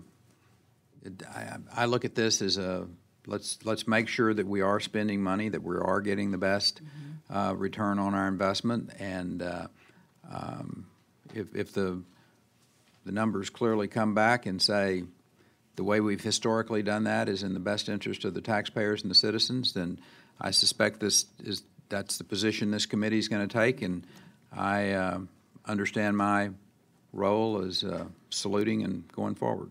I appreciate that. One final question, and it's these ones obviously impact the whole region of the Northwest. This one's a little bit more specific to one of my counties on the Columbia River. I wanted to connect with someone on your team on the department's study of the economics of pumped storage hydro projects, which offer a utility scale approach to resiliently integrating renewables. So I want to put a bug in your ear, but I'd like specifically to connect with someone. I'm gonna have Secretary Menzies, Mark Menzies, M-E-N-Z-I-E-S, coordinate with you. That's in his shop. Cool. Yes, ma'am. Thank you, sir. Yield back. Thank you. Just so that we get the full picture of what's going on in the Pacific Northwest. If I came from Washington, I would be arguing the same point that my friends and colleagues from Washington are arguing. There's another side to this story. I come from southeast Idaho. We depend on irrigation water. We currently send 427,000 acre-feet down the Snake River to flush salmon smolts over the dams. Now, a judge has ordered that be increased, that they spill more water. And this is to recover salmon. The one thing we're not doing is recovering salmon. This has been going on for 20 years, as long as I've been in Congress, trying to figure out how to recover the 5 salmon runs. We spend currently, BPA spends about $700 million a year on salmon recovery. That's $700 million that the ratepayers are paying. Now, Idaho sends this water down. The power generated by the dams goes, guess where? Washington and Oregon. A little bit into Idaho, not much. Most of it's in Washington and Oregon. And then when we send this 427,000 acre-feet down the river, they pump it out after it goes over the dams and irrigate land to grow crops in competition with the land in Idaho and the crops in Idaho that we couldn't irrigate because we sent 427,000 acre-feet down the water, or down the river. And what we're losing is the economic benefit of the salmon runs that used to be, when the salmon runs were going on in Idaho, you couldn't stand on a river. You couldn't find a place on a river. So many people were fishing salmon runs. It was a huge industry. And so what I've told my friends is, listen, all the costs of the dams on the Columbia River are borne by Idaho, and the benefits go to Washington and Oregon. Maybe we ought to consider what's going on here. I'm not in favor of removing dams. I just don't think it's a smart thing to do. But there's got to be a bigger consideration of that. This is the whole argument that's going on in the Pacific Northwest right now about how do you restore salmon runs, how do you maintain the economy, how do you produce the electricity, et cetera, et cetera. So you talk about 16 coal-fired plants. I can build you 1 nuclear power plant that'll do it.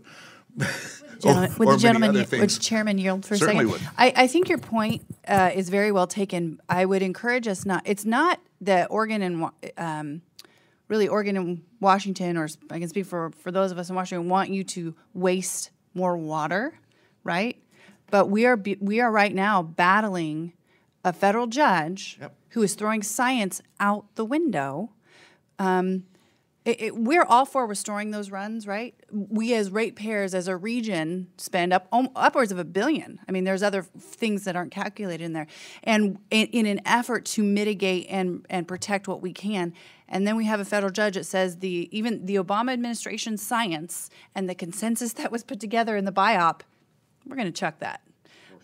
4 states. So we're right now battling, and so I understand that. So I think that's where our guns. I understand that, and I'm not opposed to what you're trying to do. Aiming, yeah. What I'm trying to say is there's a bigger issue here than saving 4 dams.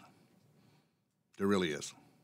And it's something that needs to be considered by all of us. And this is not a discussion. So all I'm going to say is when you want to weigh in on this, there is more than just one side to this argument that's going on. Anyway. Let me talk about something else for just a minute. I'll stay in my lane here, Mr. Chairman.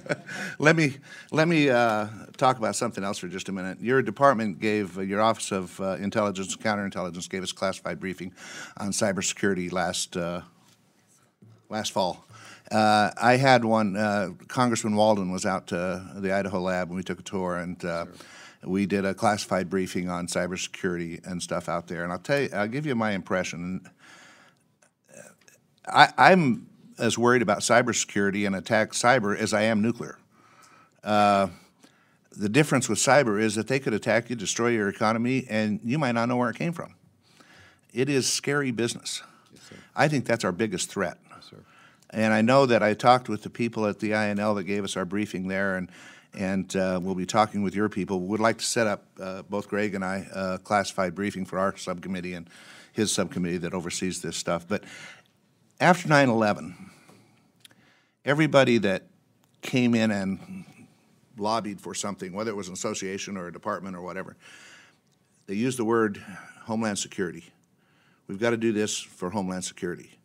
Whether we're going to grow corn in Iowa, we had to do it for Homeland Security reasons, because that was the key phrase that was used. And then we came with climate change. Everybody that came in, we got to do this for climate change reasons. We got to save the environment, et cetera, et cetera, et cetera. Now the key phase is cybersecurity. And my question is that I think we're attacking it department-wide, but I'm not sure we're attacking it government-wide. Today, nobody can tell us in the federal government how much money we spend on climate change, because everybody has some money to address climate change. We spent $10 million in the National Park Service, and I can't remember how many million in the Forest Service, as if the climate change is going to be different when it hits the border of the park. And I'm wondering, how do we coordinate government-wide to address the issue of climate change so we all know what different departments are doing? Who's the lead of this? Who can we, I would like to be able to appropriate money to some place to address cybersecurity that knows that we're doing it government-wide. And if in the Department of Energy we address cybersecurity, what if the Department of Agriculture is not doing it or somebody else? So how do we do this government-wide? It's my understanding that from a national security standpoint, the Department of Homeland Security is the lead agency on that. We have a sector-specific, in the energy sector, the electrical grid is our responsibility. I think you bring up a really good point that from a budget standpoint and from managing those budget standpoints, that there are probably a lot of line items or sub-line items in budgets all across government that in their IT budgets there's something in there for cyber. And you're absolutely correct, Mr. Chairman. Do we have a global plan for this government so that we're not duplicating services? One of the things that I found is coming in here from being a governor and being a CEO, if you will, of a pretty big entity, that there is not, you know, some people may say, well, that's OMB's responsibility. I hope that's not the answer. That we have a a better effort government-wide to make sure, number one, that we are successfully being able to defend the American people from these cyber attacks that are happening literally hundreds of thousands of times a day. Yeah. And that we're doing it in a way that is not terribly wasteful, in a way that is as efficient as we can make it, and that we're not just, you know, and I'm not assured of that. I will tell you that I am not confident that the federal government has a broad strategy in place that is not duplicating or is as least duplicative that it can be. And so I'll just stop by say that I will, you know, love to work with you in answering that challenge. I appreciate that. One of the other challenges is that, you know, as you said, it's the electrical grid. Electrical grid is mostly privately owned. And that means we have to work with the private sector.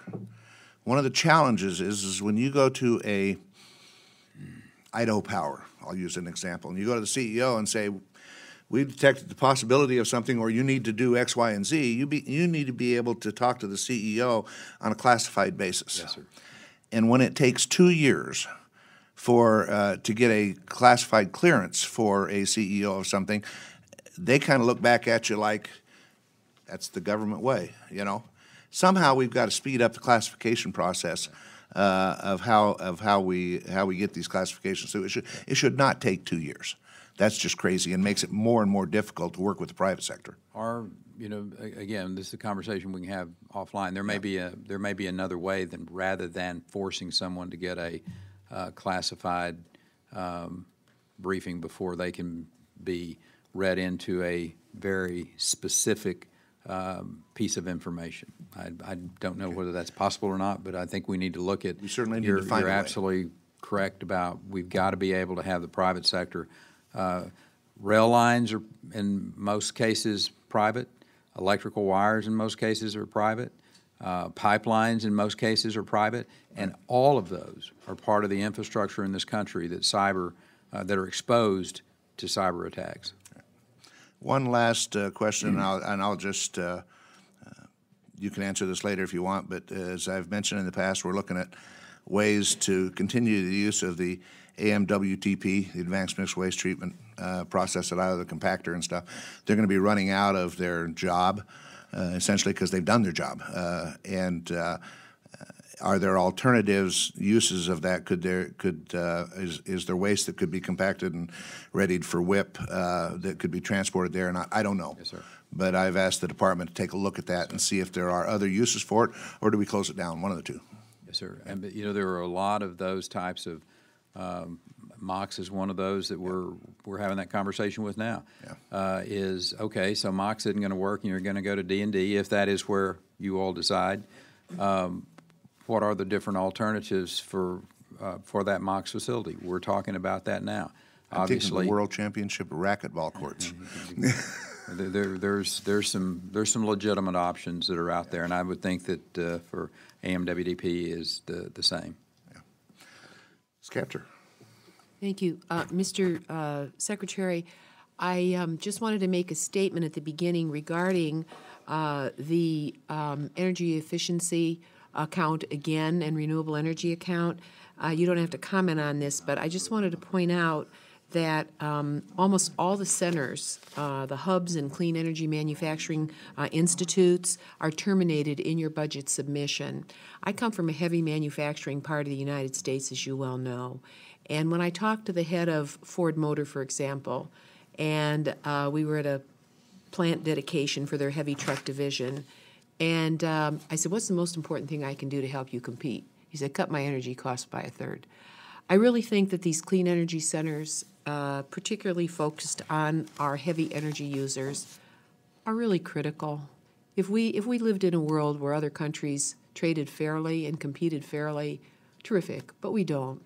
And so I just wanted to draw that particular set of activities in your department to your attention, and to say that these heavy energy users, dealing with the uneven marketplace that they deal with globally, The VAT tax is out there, closed markets are out there, predatory practices are out there. You know, I get sick of it. We now bear $500 billion of trade deficit every year for over a quarter century. Hey, why do you think the American people are upset? Because they're paying the price of all of this. So the idea that we could help our own manufacturers compete on our own territory, no brainer. Yep. We ought to be able to do that. So I just wanted to check mark that for you and say, please pay some additional attention to it. Coming from Texas, you'll understand it completely. Yes, ma'am. My final question, though, has to do with the nuclear posture review. The administration's 2018 nuclear posture review was released early last month, and a nearly final draft was leaked a little bit before that. But I'm actually not hearing very much from the NNSA on how it might implement the new nuclear weapons capabilities that the NPR calls for. There are a whole lot more costs that will be foisted upon the department, and as Congress considers the nuclear posture review, it is critical that we really have an open debate about it, and if it makes sense to take on these proposals from a security standpoint, a fiscal standpoint, a workforce standpoint, and I'm wondering, Mr. Secretary, if you could commit that this subcommittee will be fully briefed on NNSA's plans for regarding the NPR, starting with the fiscal 18 budget and beyond. Yes, ma'am. And just to add a tiny bit of color to that, we have a new administrator at NNSA, very capable. Lisa Haggerty is a incredibly bright, capable. I look forward to having her come over and sit down with the committee or with you, singularly or collectively, to share with you the collective vision, the intent to follow. Our 2019 request is a 19% increase, and over 17 levels, and and that's consistent with the NPR. So yes, and I think you'll find a very thoughtful, experienced, and helpful partner in the administrator. When she comes, we'll be very interested in knowing the impact that the posture review will have on the modernization program already on record. And also, NNSA is already at capacity working on 4 life extension projects. Right. And so the issue of the workforce, the infrastructure, the suppliers are all held in abeyance. And we have a lot of uncertainty about how the new proposals will impact ongoing efforts within the department. We know it, and we recognize it as a challenge. All right, thank you. Thank you very much for your appearance. Can I just add one thing here, just very quickly, about your conversation with the manufacturer that said if you'll just lower our energy cost by 1/3. One of the things that we did in my home state while I was the governor was by being able to deregulate our energy market in the state of Texas. Now we're a little bit different because we have our own grid, if you will, ERCOT for the entirety. But government regulations, just like as we see here in a lot of different places, cost manufacturers a lot. And one of the things that we talked about earlier was making sure that there is a efficient, reliable, affordable supply of energy.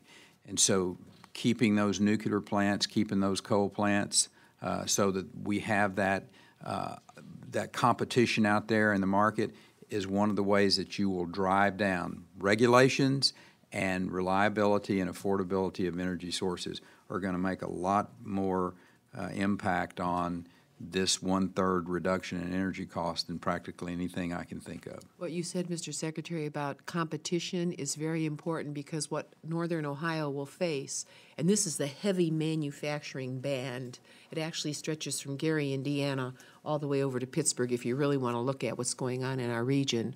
But here you have nuclear power supplying the major base power, and if that is removed, okay, without any forethought or just sort of stupidly do this, Then natural gas. We have the largest Marcellus Utica shale discoveries on the whole continent.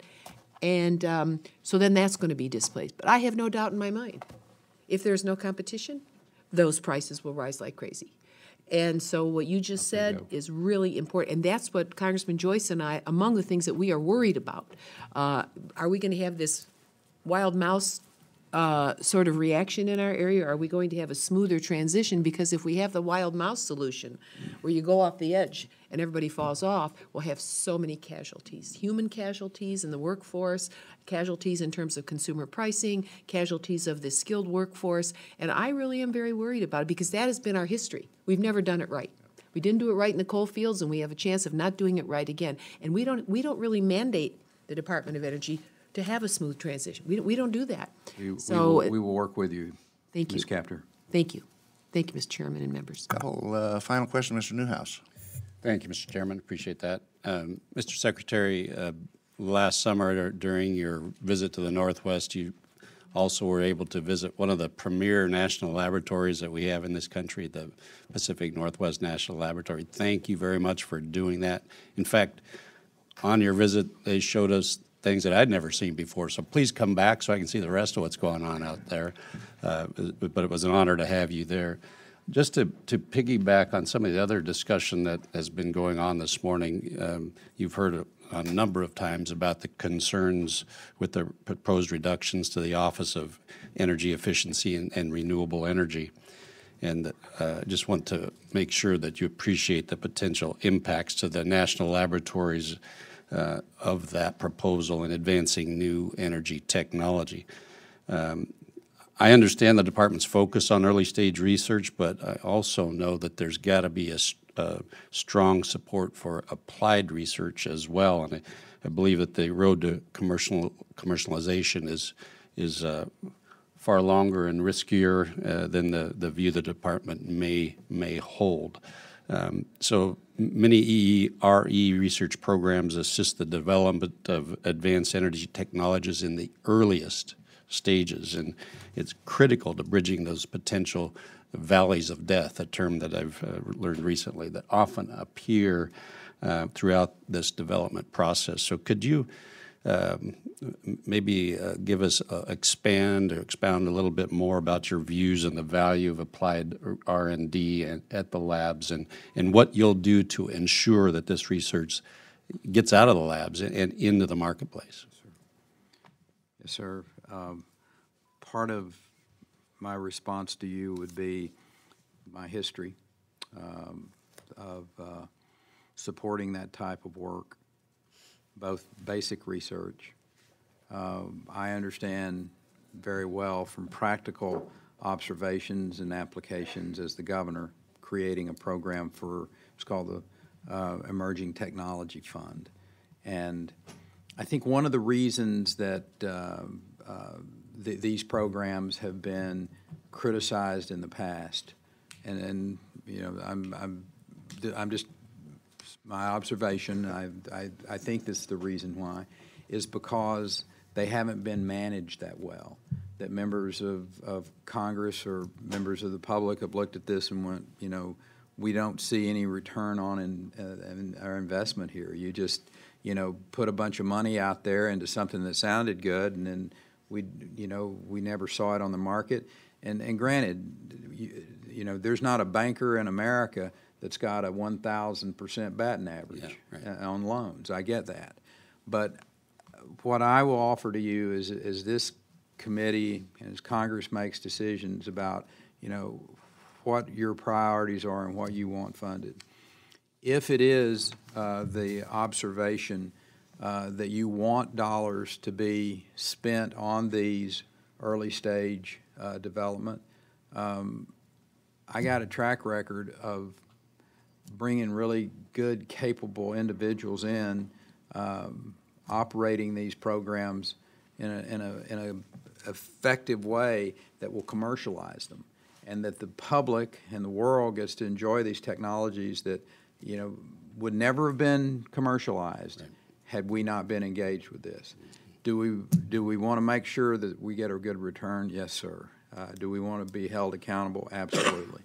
But I will tell you that our, my interest in this is one that I did something not unlike this while I was the governor of Texas. We were relatively successful with it. And, there will always be people who criticize government investing in certain innovative programs. I know that. That's okay. We have some pretty good examples of sustainable transportation portfolio that we're funding in this budget. There's a renewable power portfolio, and this is early stage research on solar and wind, and geothermal. We are all of the above, and I think our budget and our focus backs that up. And thirdly, the energy efficiency portfolio funds $142 million to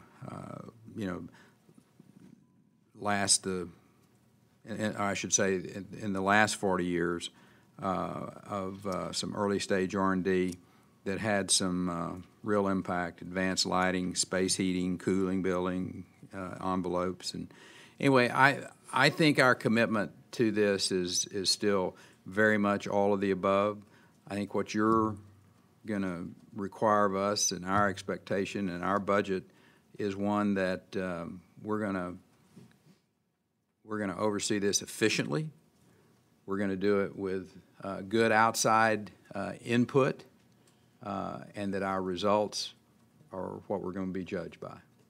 I appreciate that commitment, and also commit to you that we will work with you, help to tell the story, help to make the public and Congress feel comfortable about the successes we've been able to experience through these investments. They are many and significant. And just real quickly about this dam issue.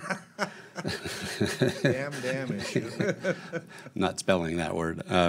Mr. Simpson is absolutely right. There has to be a larger discussion about the relationship between all the partners in this, Idaho included, and I do not deny that, and I look forward to working with the chairman on that as well. Why this is so urgent is because within 3 weeks there's going to be a requirement to increase the spill over those dams, which will require more water coming from Idaho. And so this impacts all of us in a negative way. And I know you mentioned you wanted to stay in your lane on this one, but actually this is your lane. And you could probably tell us at great length the impact, the harm on our energy infrastructure on forced spill. And if we had time to go into that, I would ask you that question, and I'll leave it to the chairman if he wants to entertain that answer. Well, let's talk after the meeting. I mean, I think this is a pretty broad issue that covers a lot of, I can talk about it from a judicial restraint standpoint. I can talk about it in the importance of it may be a good exhibit of why they need to actually teach economics at law school. That's the old saying. The reason we have economists is to make astrology look respectable. So anyway, it is an important issue that he talks about, and it is. And my concern on my end of it is, if we don't do something about it, if we don't fix this, 10 years from now, salmon runs are gone and they're non-recoverable. So, there's a whole range of issues that are dealt with here. Absolutely, absolutely. I know the EPA is Yeah. Yeah, and that discussion needs to happen. And I we're understand not the decision will probably that. come down the day before. Yeah. But we're looking to try to buy some time to mitigate some of these costs that are going to happen. I understand that. Unnecessary costs. That's why I've been supportive of what you're trying to do. I appreciate that. Mr. Fortenberry. Mr. Secretary, if you could dispatch the new administrator of the NNSA quickly to us, that'd be very helpful. She will be here Tuesday. Yes, sir. On the Well way. done. Yes, very good. Thank you so much. We do That some service. paranormal work over at DOE as well. It's not Said just, he's an astrologer, it's not just not an Garvin that economist. does that. I see. We'll go ahead. That'll be helpful. Look forward to that. And then your other offer of another meeting in another place to talk through some of the more sensitive things. Sir. The quicker we could do that, the better. Yes, sir. Can we Absolutely. look at a matter of weeks in that regard? Yes, sir. Thank you.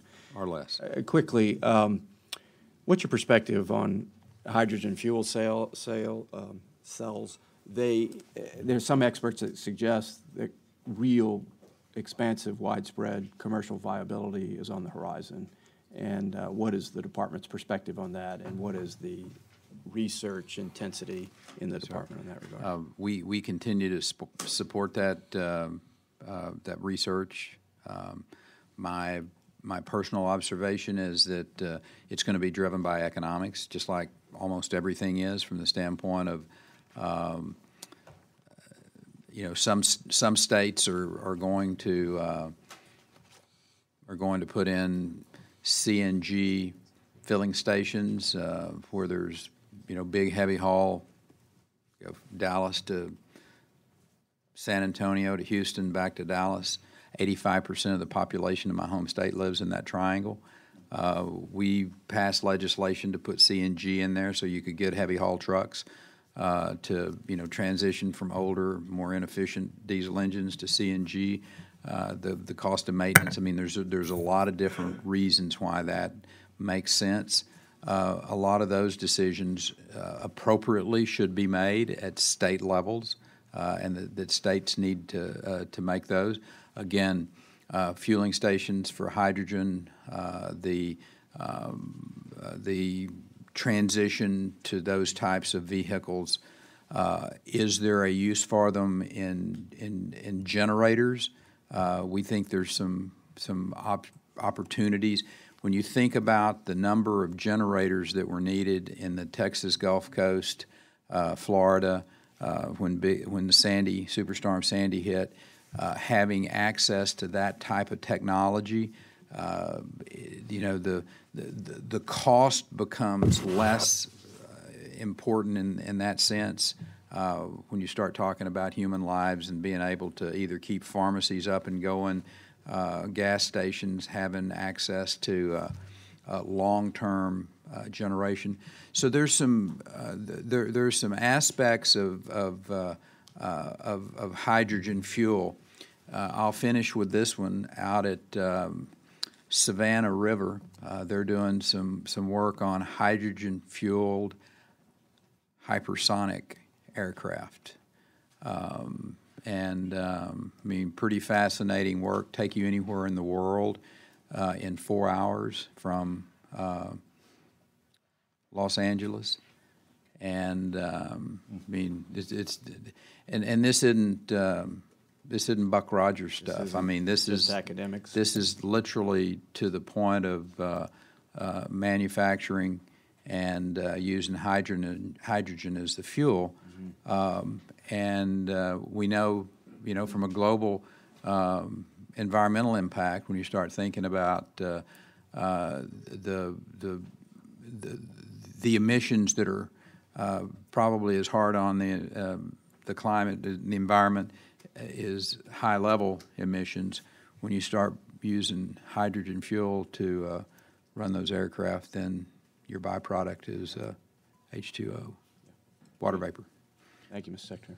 Did you have something you want to say, Marcy? I just want to say, always seeking to curry favor with the chairman, I just wanted to say that I really endorse his statements today on cybersecurity and the benefit that we would have as a subcommittee regarding a private briefing on the administration's approach to that issue across departments. Thank you, Mr. Chairman, for bringing that up.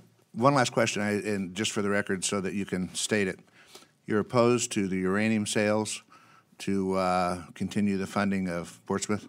That is correct. We're going to try to help you out with this. I wanted that on the record because I want somebody that's not here that might be listening. Yes, sir. Because I think we need to get your Undersecretary for EM confirmed as quickly as possible through the Senate. So anything we can do to help, but we will help you out on that. Sir. Thank you for being here. I appreciate your enthusiasm for the department. I think it's a great place that you work, and they do fantastic work out there. And thank you to your staff that you've got, those that you've got here with you, and those that you don't. I'm going to stay there. We enjoy working with them, and get us those justifications if Yes, you can sir. as soon as possible. Thank you. Thank you. Hearing's closed.